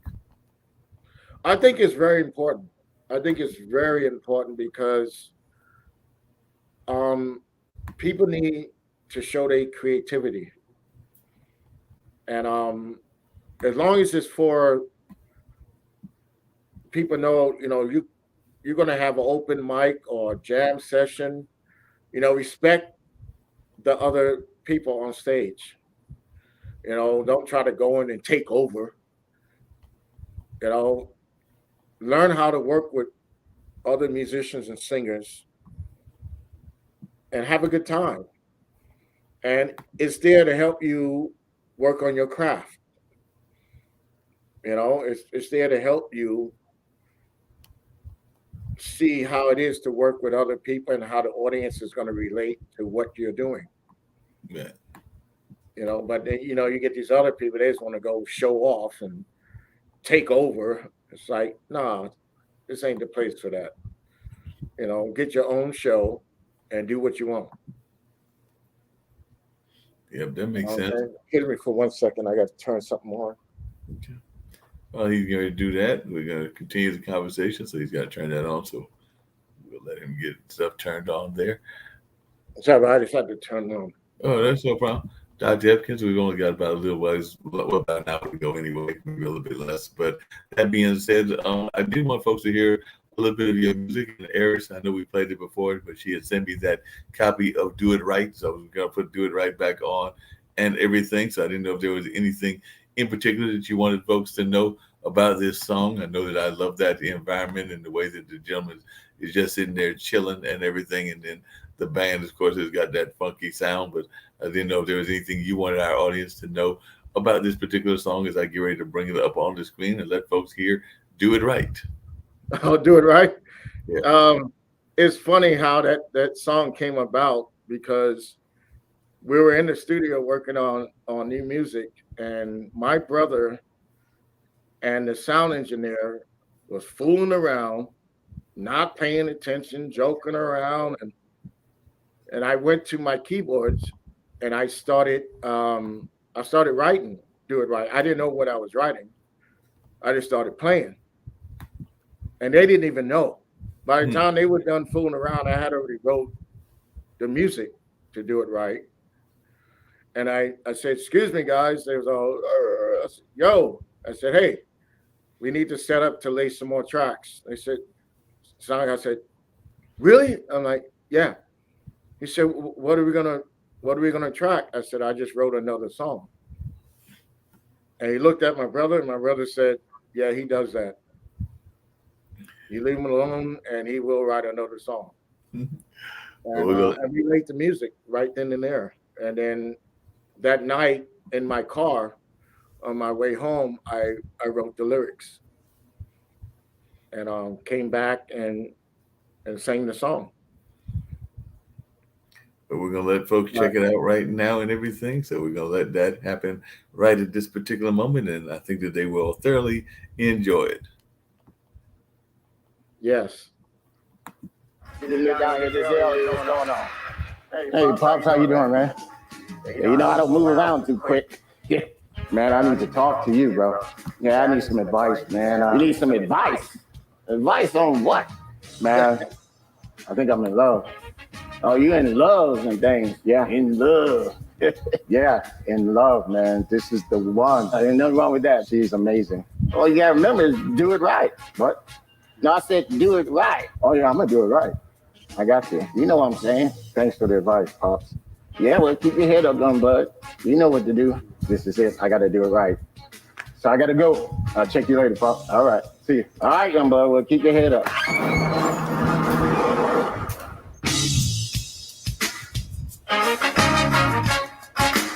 Do it right.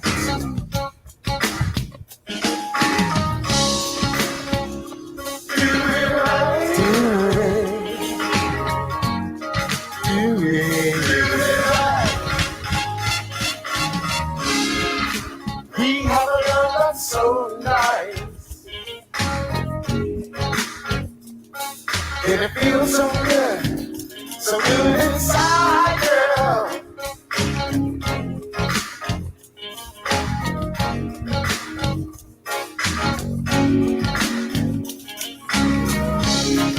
I love the way you hold me tonight. Feels so good. 'Cause you do it right, girl.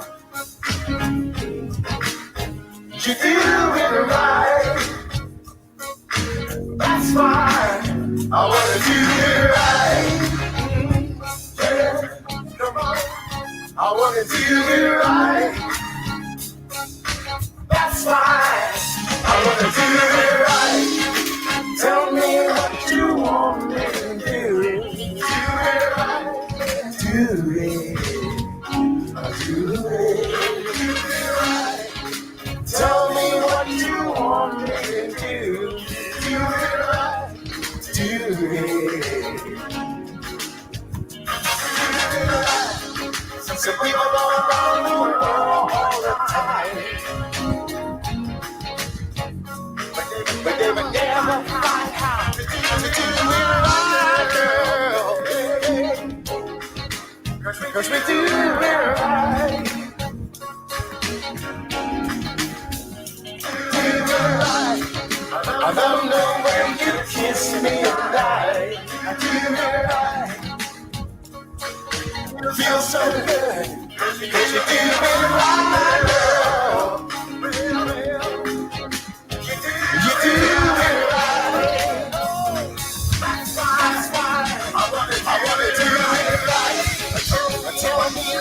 don't want me to do it right.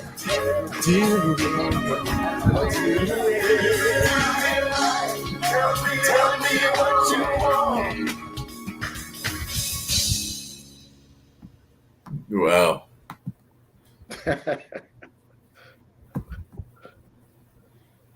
All right. So that was that one and everything. So let people check the credits.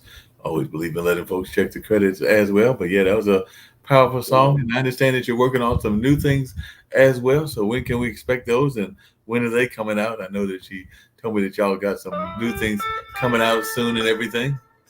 Yes, we are working on the new album, and we're gonna have a couple of exclusive singles that we're gonna release. The new album will be entitled "My Life," and we have a couple of songs that cross over. The reason why I say that because we have one particular song that is actually rock funk, and we're just rocking out, but it's funky, and hopefully that will cross over to a different rock mainframe also. You know, because we got to spread the love, got to Oh yeah. spread the funk everywhere, and we should um, hopefully we'll be done by the end of November. I hope. If What everything are goes some of right. what are some of the songs that we can look forward to when the new things come out? The two singles are going to be we have one that's called "Hot and Sexy," which is going to be a major dance track. It's just funky. It's called "Hot and Sexy." And the other song I was just talking about that we want to have crossover is "It's My Life," and it's a funk rock song, a lot of energy.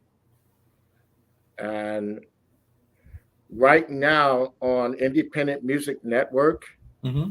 we have a love ballad that is going to go number one on their charts called "All I Do." That is a really nice love ballad.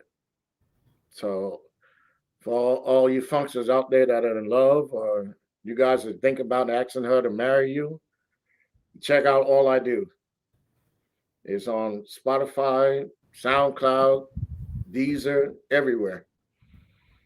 And it's a pretty song. He said And I that had was a already out. Is there a young man one night came to me. He said, Dr. Funk, we played on the coast of California, and we actually played All I Do. And his guy came up to me, he said, I'm not really into slow songs, but you know what? I wish I wrote that song. Hmm. I said, thank you, man. He said, I had to call my girlfriend. I said, you go, man. And is there a video of that one out yet, or is that going to come out later on?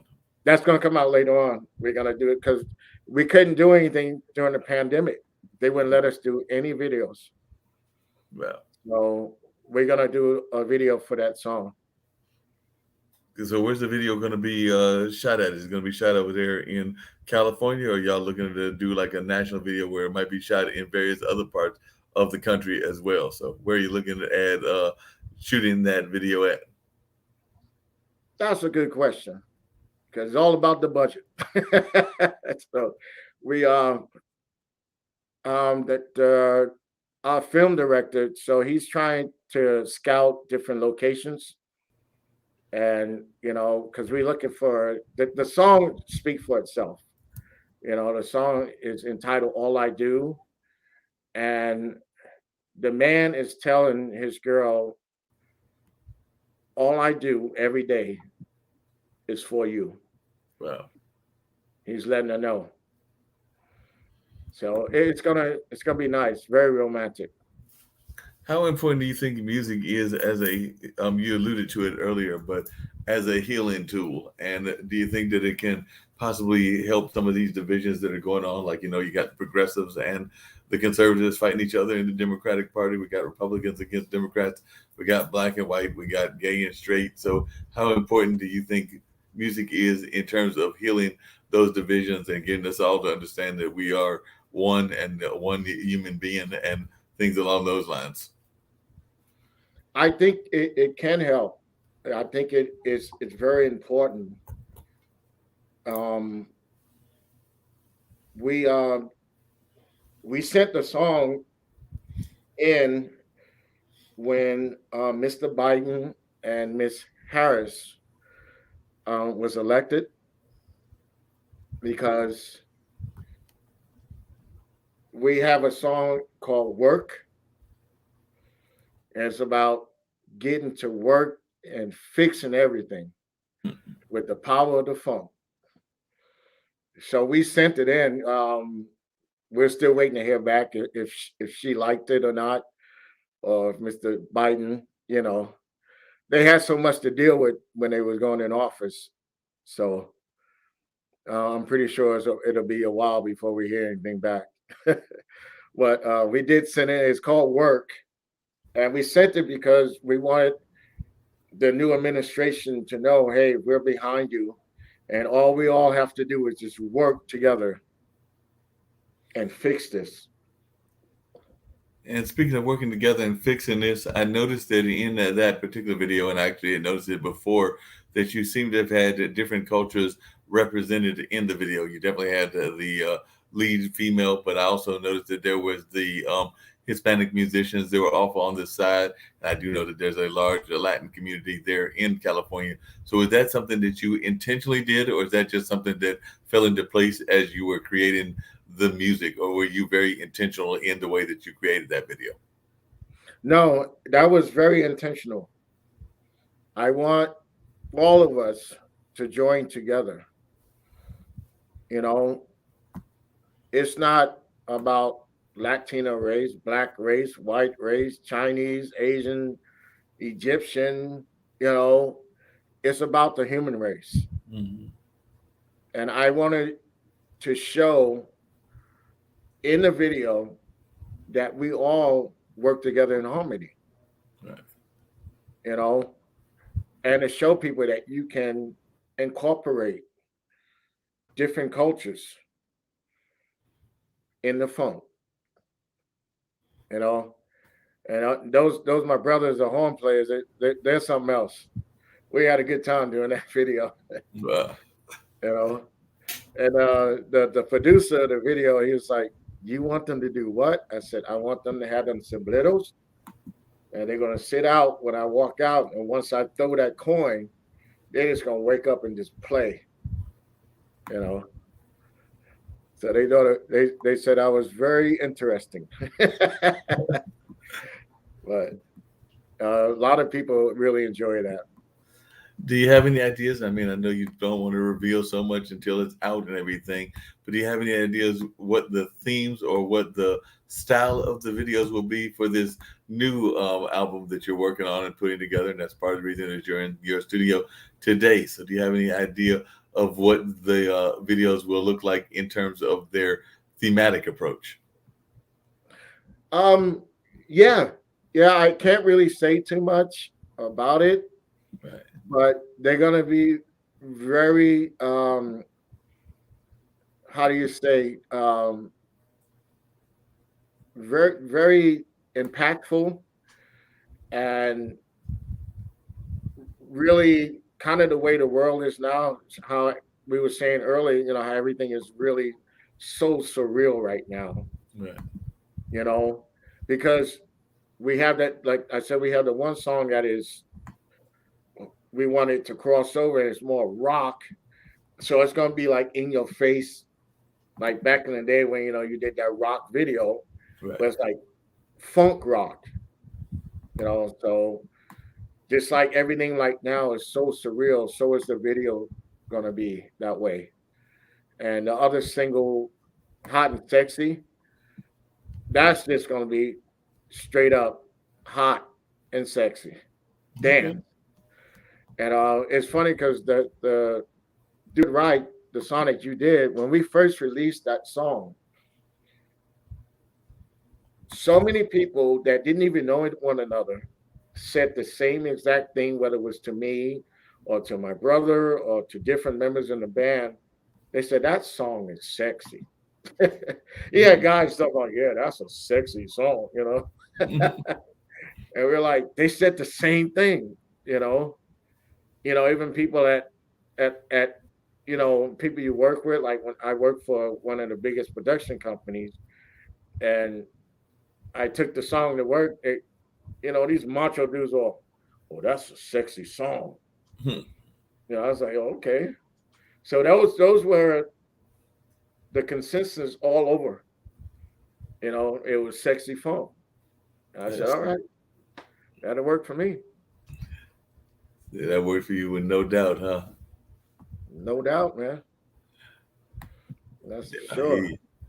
Got to get that sexy funk going on and things of that nature. So it definitely sounds like that was going on, and you were definitely enjoying it, and the folks were enjoying it as well. What do you say when folks try to because you mentioned that there was different styles of funk, like you might have a funk blend with funk and rock or funk and jazz. So do you think that it's okay to divide the funk into those kind of categories? Because I know sometimes musicians are just like, they either just want to be funk or they want it to be blues, but there are different styles of blues. Like there's Southern soul, and that's totally different than Chicago. And I imagine that New York funk might be different than California funk. So do you have a problem with people try to divide the funk based on geographic regions or things of that nature? You even heard that with hip hop when people were talking about East Coast hip hop versus West Coast hip hop. So, do you think that there are styles that are differentiated by regions and maybe even by countries, even if you're in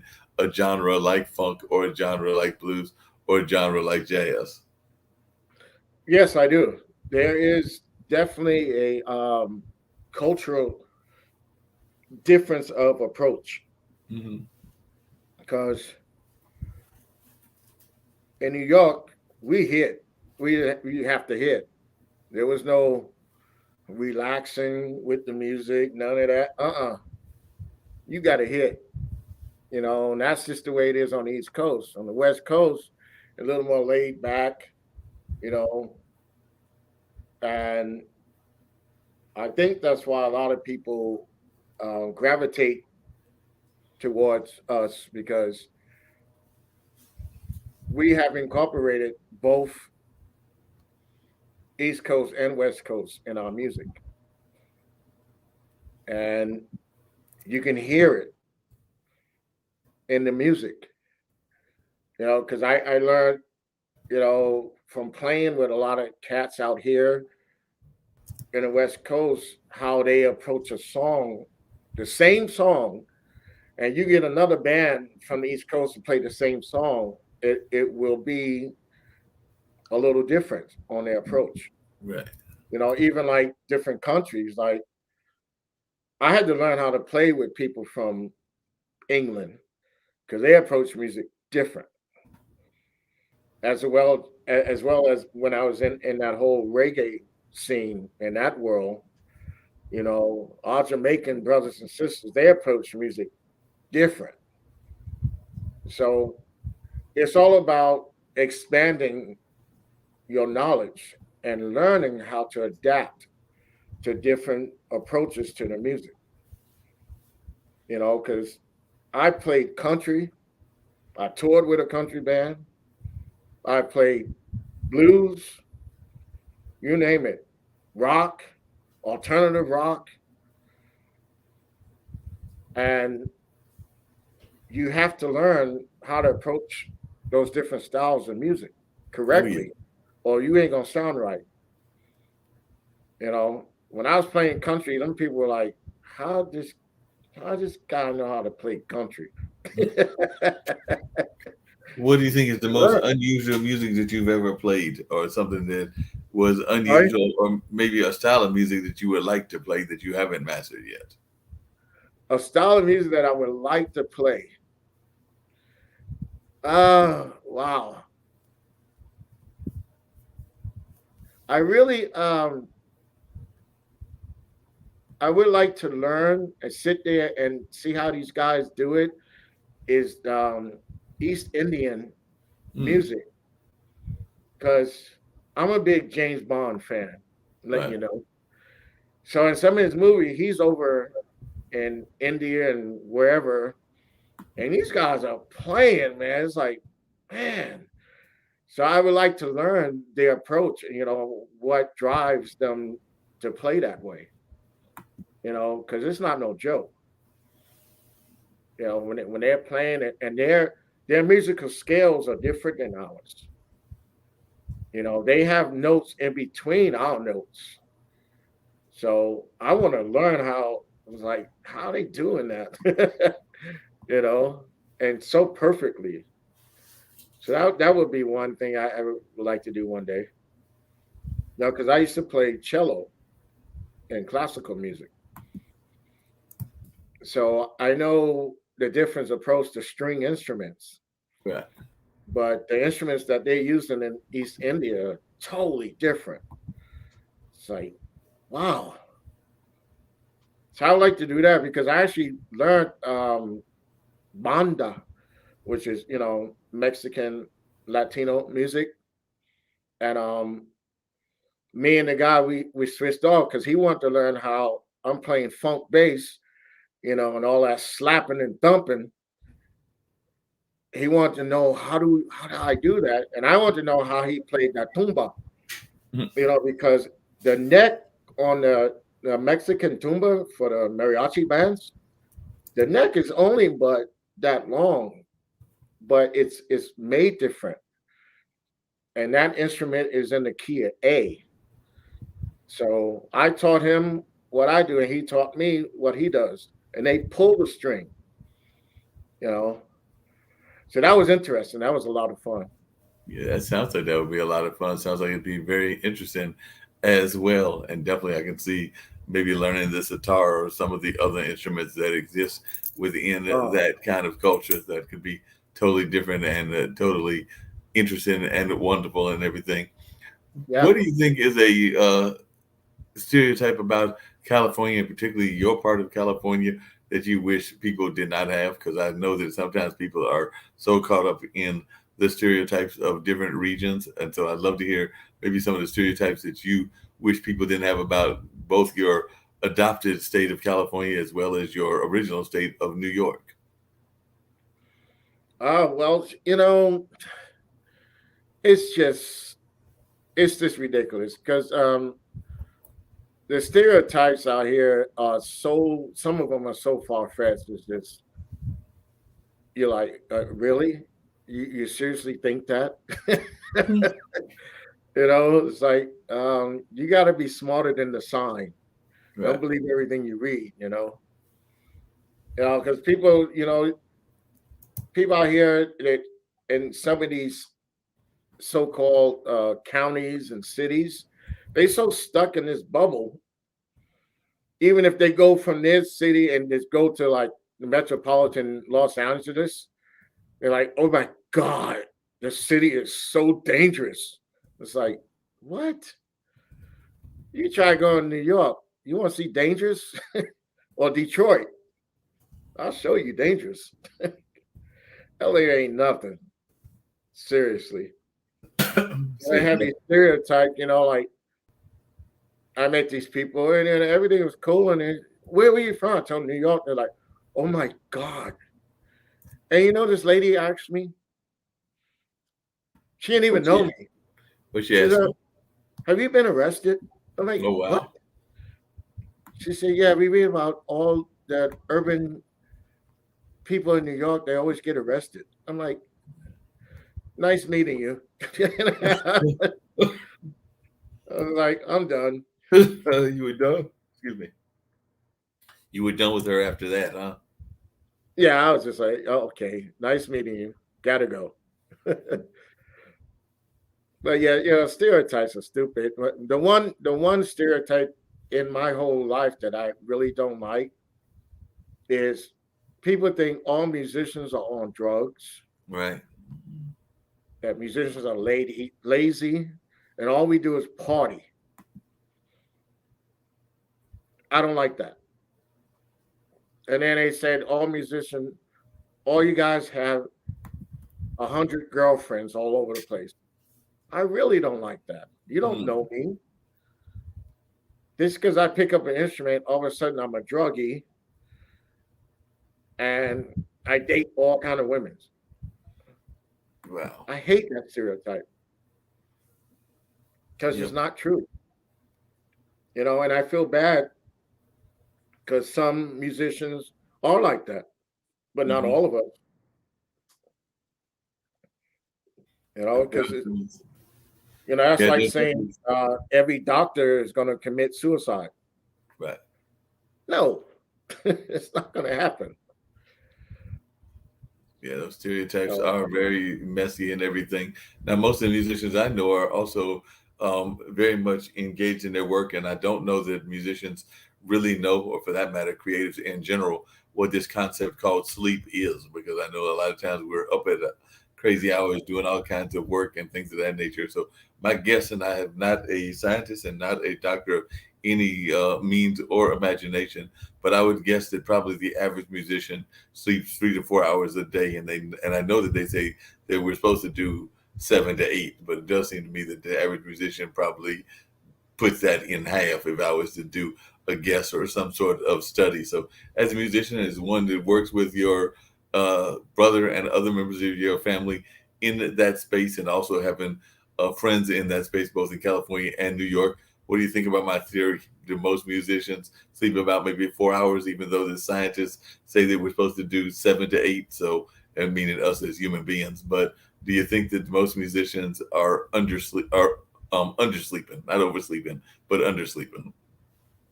most of us, professional music, where this is actually our life, Hmm.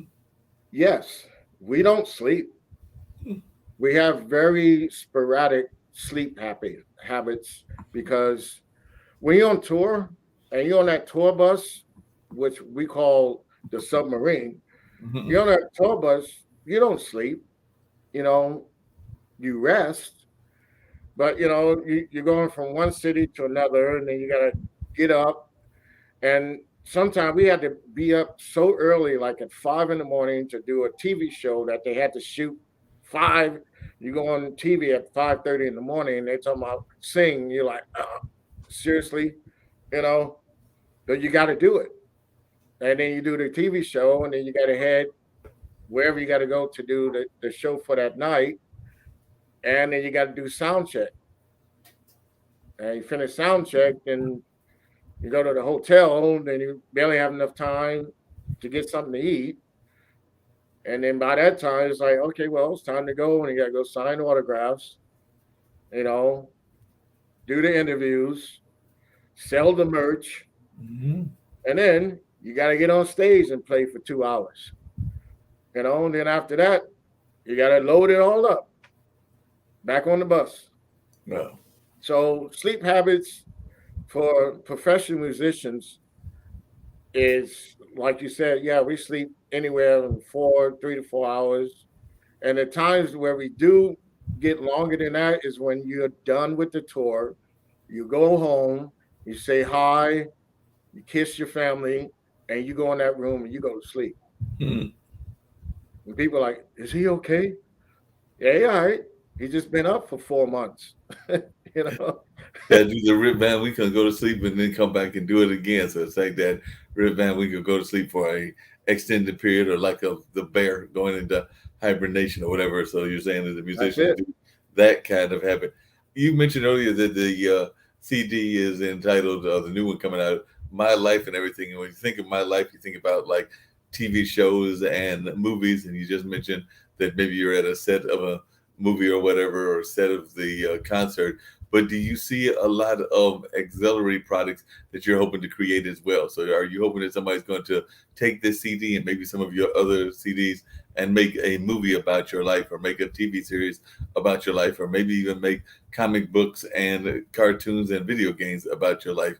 Do you see this whole concept being not just a one single hit, or a one album type deal, but it being something that's going to generate and create other products as well? Because like I said, anytime I hear things of my life, then I start thinking about autobiographies that oftentimes have that in their title. So when you came up with this CD title, was that something you were looking at with some of the bigger plans down the road, and how people learning about your life could make a movie or video game or some of the other products that are out there? Well, this new album is a preempt to the next album. And the reason why it's called My Life, because our first album was entitled Love Is. Right. And so what we're putting together is a concept. Mm. So it's going to be Love Is My Life. Okay. And then the next album, which I can't talk about, um, is going to be a part of that same sentence. Mm. And this album is not constructed to talk about my life personally or the band's life. We're going to wait to go down that avenue Mm. to when we have contribute more content and more love to the world. Right. You know, when we get to that point, I mean, people already asking me to, oh, you should do a book. You know, this young man already came to me and said, "Hey, I'm a writer. I Mm-hmm. want to do your book." I said, "I'm not sure if I'm ready for that yet." You Yeah, know, it's a big step. yeah, You that's a know, real big step and everything. So yeah, it's good. See if anybody jumps on that step, or if they're just going to be patiently waiting, or how they're going to handle that step, or what's going to go yeah, on in that regards. Because, like you said, it is a very big step and not an easy step to take in the exactly. least bit. I want to contribute more to the world before I take that step. And where do you see as being the next places? You know, like I said, I know you got the East Coast tour, but are there any plans as even the world is opening up as well in terms of a global tour? And is there any places in the globe that you're hoping that you can get to as the world does continue to open up? So, I mean, I know we're fighting different variations, and the statistics go up and down depending on how people are getting vaccinated and depending on what's going on with people's personal health as well as the health of just the entire nation as a whole and everything. But I was just wondering, but it does seem like things are heading in the right direction, even though I am hearing rumbles about concerns about supply chain and that we could have a crisis in the economics versus a crisis of health, because I have heard some people concerned about that now, that there may be shortages around gas and necessities like bread and other things that are down there as well. So that'll be interesting to see whether we just go from the pot into the frying pan, meaning going from one fire to another fire and all of that. But that being said, where globally would you like to go? And are you at all concerned about the economic impacts of things that are going on, be that the pandemic or be that the supply chain? Because, concerts are not cheap. And even if you go on the road, that'll probably be the first thing that people will be complaining about, going like, I can't afford this $15 to $20. I'm still trying to get that loaf of bread, but that's my can of milk and everything. So I just wondering your thoughts about all of that I laid out there. I feel that hopefully um, our administration will take care of these international and domestic problems. Mm-hmm. We have a lot to look forward to in the future. And all of us as a people, we need to work together to fix this country that we're in and to help fix different parts of the world, because this pandemic, this virus has affected all walks of life Mm-hmm. and has affected our, like you said, our economic situation. So we all need to do our part. But as far as from me as a musician and an artist, a recording artist in this world, I think our music will be able to help with that, because the more pressure that us as human beings are put under, we we need a release. And music is the universal language that can help everybody. So I think it's a very important part of helping heal the country. and other parts of the world. And some of the places I hope we get a chance to go to is, I want to go back to Japan, and I want to go to Egypt. I want to perform in Egypt, and I want to I want to go to Dubai Hmm. because I heard they really love music. And and of course, me being in this business all these years, my youngest son asked me one time. He said, "Dad, what states have you been to?" And I was very proud to tell him I've been to every state in the United States, Oh, wow. every single state. He's like, "No way." I'm like, "Yeah." He's like, "Montana too." I'm like, "Oh yeah, I've been to Montana." Yeah, been to every 50 states, and I just got to hit all the countries of the world as well. And by the way, I know that Coco McMillan, who does a show here, and that's the young lady I was talking about that was connected with Gerald Levert back in the day before he passed, that she's got a contact, and I think she may even be part owner of a club in Morocco, Casablanca to be exact. So she actually had on her show the young lady that is Wow. the actual owner.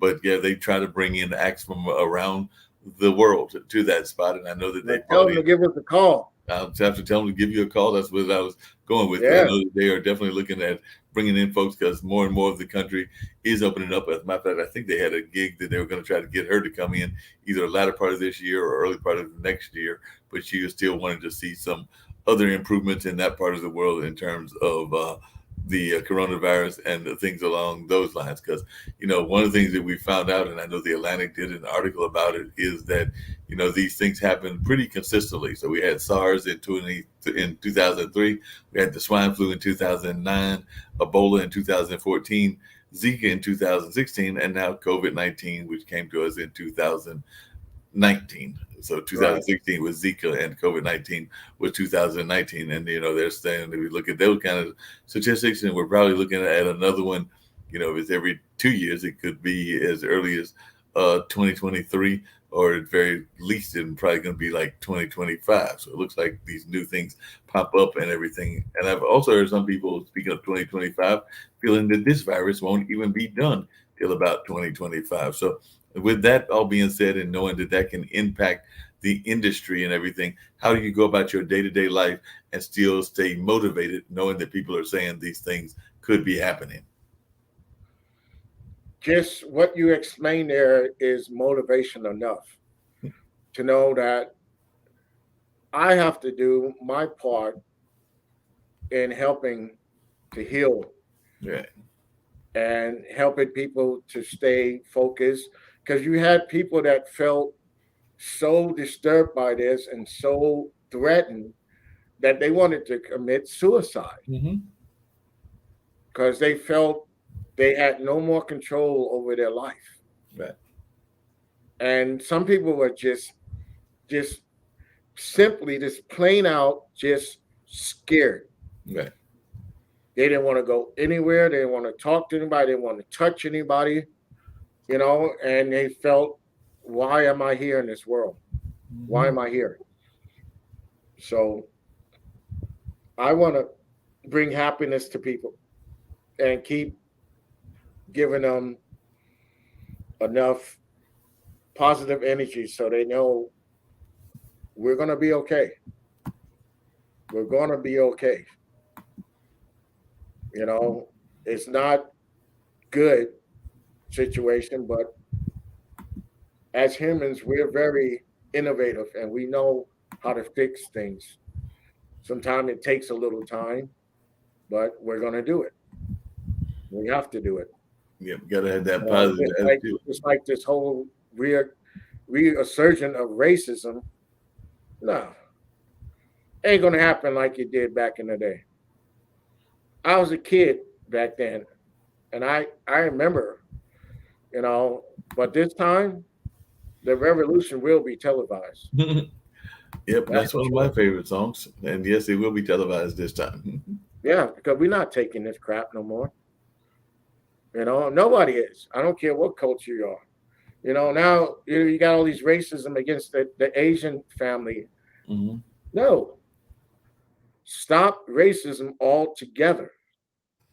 What do you say to those people that say that racism isn't a big problem, but it's classism and it has to deal with the economy and not so much race? Because I've actually also heard people say that race is a modern day constraint, that there is really no such thing as race, and that if you look at the definition, it's something that came about later and everything, and that it was a more modern term than people give it credit for being. So there are some folks that would make that argument, and they would also make the argument that it needs to be about the class issues and not necessarily the race issues. So I've heard both of those in recent conversations. So what would your response be to folks that have those kind of attitudes as well? Honestly, Mark, I think that's a load of crap because racism has nothing to do with economics. Because you can look at a person, no matter what color they are, you don't know how much money that person has. Right. Until they tell you, or not even tell you until they show you. You know? So I think that's a load of crap. Racism is pretty much hate. Right. And it's being taught. And it's not right. It's not right. I don't move around. Get you. But the only thing is we have grown as human beings. And these people that decide they want to go down that road are going to have a surprise. Yeah, that makes a lot of sense. Definitely a big time surprise for them and everything along those lines. I was going to give people a chance to hear that song one more time, and then I'm going to come back and let you get some final comments because I know I've got to do my friend Maxine's show, and I haven't even seen her on the other link, so I need to check on the phone to find out where she's at and what's going on in that regards. But that being said, I'll definitely come back and we'll have some final thoughts. But I definitely wanted folks to hear this great song of yours because, like I said, the last time we played it, I am a big time fan of it, and I know others are as well. So definitely want folks to hear this truly amazing song of yours and to learn a little bit about this great music of yours as well. So you're going to play it right now. Okay. Hey, young blood, how you doing, man? Getting me down here this early. What's going on? Hey, how you doing, man? Yeah, you know I don't move around too quick. Man, I need to talk to you, bro. Yeah, I need some advice, man. You need some advice? Advice on what? Man, I think I'm in love. Oh, you in love and things? Yeah, in love. Yeah, in love, man. This is the one. Ain't nothing wrong with that. She's amazing. All you gotta remember is do it right. What? No, I said do it right. Oh, yeah, I'm going to do it right. I got you. You know what I'm saying? Thanks for the advice, Pops. Yeah, well, keep your head up, young blood. You know what to do. This is it. I got to do it right. So I got to go. I'll check you later, Pop. All right. See you. All right, young blood. Well, keep your head up.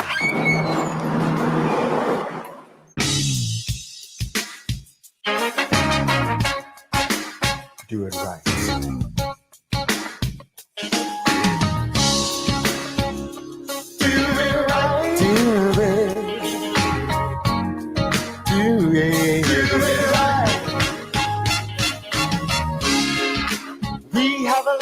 So nice,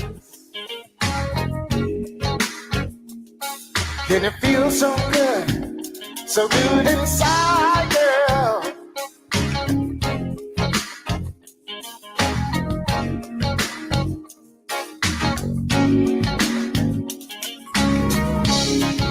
I love the way you hold me and it feels so good. 'Cause you're doing right, girl. You're doing right. That's why I wanna do it right. Yeah, come on. I wanna do it right. That's why I wanna do it right. Tell me what you want me to do. Do it right. Do it right. Tell me what you want me to do. Do it right. Do it right. Some people go around the world all the time, but they would never find how to do it right, girl. Yeah. 'Cause we do it right. Do it right. I love the way you kiss me at night. I do it right. It feels so good. 'Cause you do it right, girl. Well, you do it right. That's why I wanna do it right. Tell me what you want me to do. Do it right. Do it. I'ma do it. Do it right. Tell me what you want.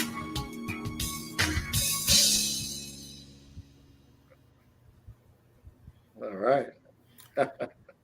All right, a powerful video, a great song, and definitely I'm sure folks will enjoy it and looking forward to the new releases as well. And I did find out that I've got to air a rerun on the other show, but that means we still got about another 5 or 10 minutes on this one and everything. But I was just wondering if you could share with people some of the positive thoughts that you would like to share with our audience here, because we do know that we have an international audience. And of course, you've been sharing some positive messages and some positive messages of hope, but I definitely would love you to share any other messages of hope that you would like to share with our audience at this time. Because, here on the network, we believe in trying to encourage words of positivity and giving people things that they might want to do during the course of the day to inspire them and all of that. So I'm sure that our audience is curious and would love to hear your messages of positivity, your messages of hope, and what you would like to bring to them in that sense. So if you've got any messages that you would like to share,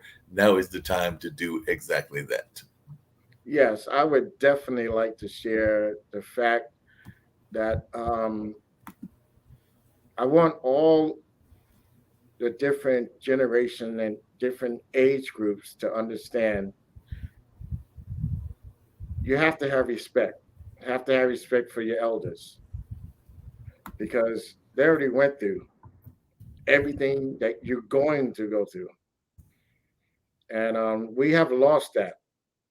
The younger generation in some places have lost the love and the respect for their elders.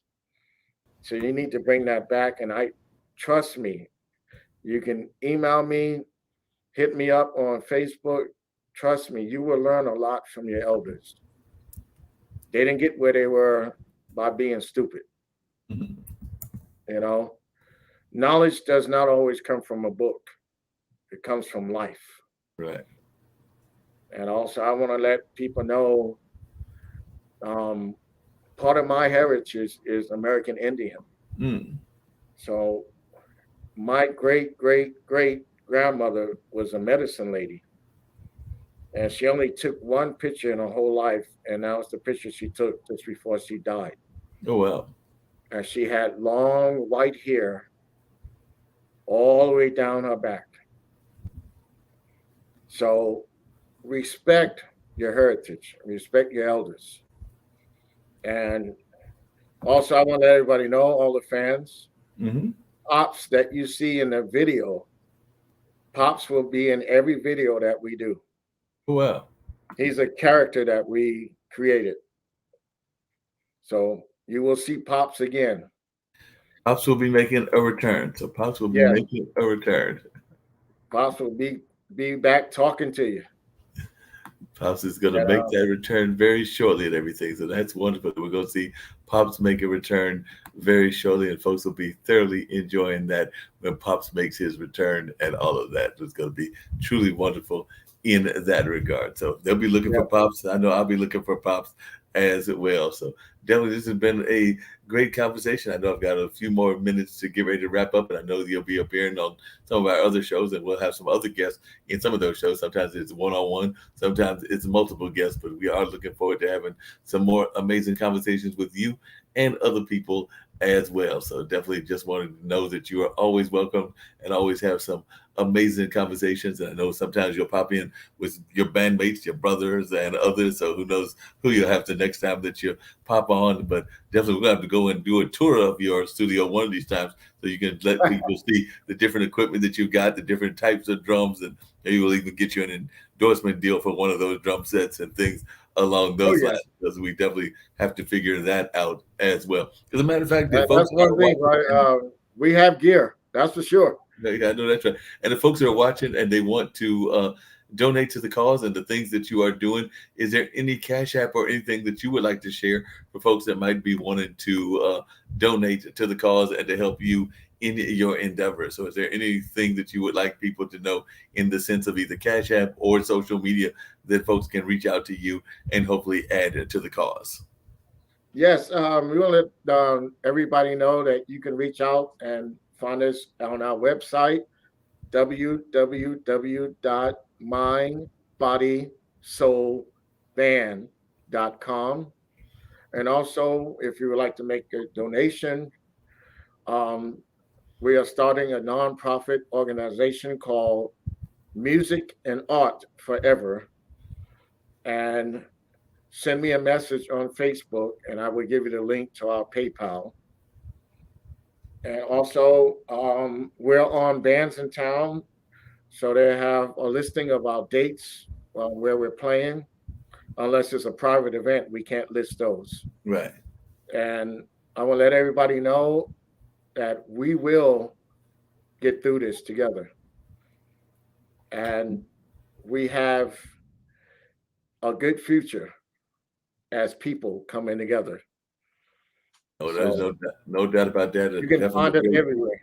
Everywhere. We're on Twitter, Facebook, Instagram.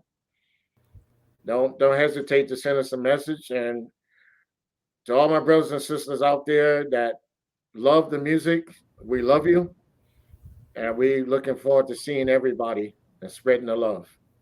Sounds great. Looking forward to seeing you come back on the show. Always glad when you pop in. After a while, we might have to create the Dr. Funk show where you can just talk about whatever's on your mind and play the music, because they've given me carte blanche to create shows and to have people talk about whatever's on their mind and everything. So at some point, we might have to see about creating a show just for you and your crew. So we'll have to see how that happens and what transpires. Maybe Pops will show up.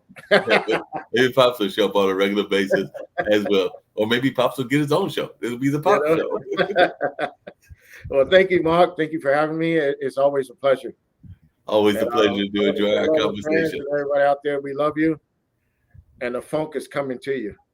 The funk is coming your way. You heard it from Dr. Funk Epkins. The funk is coming to you, and we're looking forward to seeing him come back on some of our other shows as well. So like I said, we're going to get on out of here very shortly, and I know he's getting ready to go finish rehearsal and things of that nature. I'm actually going to go ahead and set up Maxine's show, because that's the one that comes on immediately after. So get ready to go set that up and get ready to have that one running very shortly as well. So looking forward to that. Looking forward to some more great conversations, and looking forward to things going on in that regard. So hopefully y'all will have a good time and definitely enjoy what is coming your way and all of that. So that being said, we're going to bounce out of here, because it's going to be hunger time for me.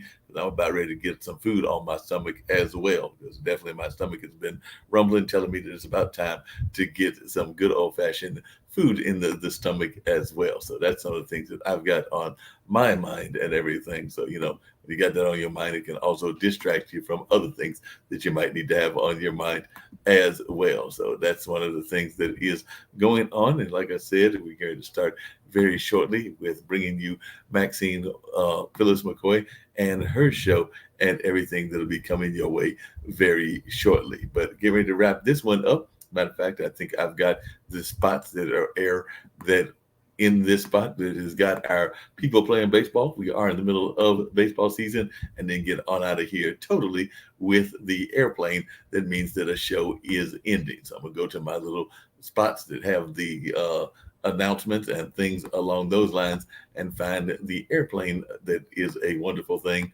as well as other ones. So actually, this is one that is different. So I don't think I'll do the baseball. Instead, we'll do the young lady telling you what we should be doing this time and maybe some announcements about some just public service kind of things, and then the airplane out of here. So let's see what Ambassador Amishi had to say about washing our hands and everything else that they have been encouraging for about a year and a half. Corona virus से कैसे बचेंगे? Hand धोकर और ऐसे अपने खांसी जब आएगी तो ऐसे करेंगे अच्छू अच्छू और कोरोना वायरस को धन्यवाद हमारा म्यूजिक सुनने का। What's the coolest thing about your job? Engineers take the very best of science and technology. They solve problems. Did you know all that stuff when you were my age? All I knew is that I really liked math and I really liked science.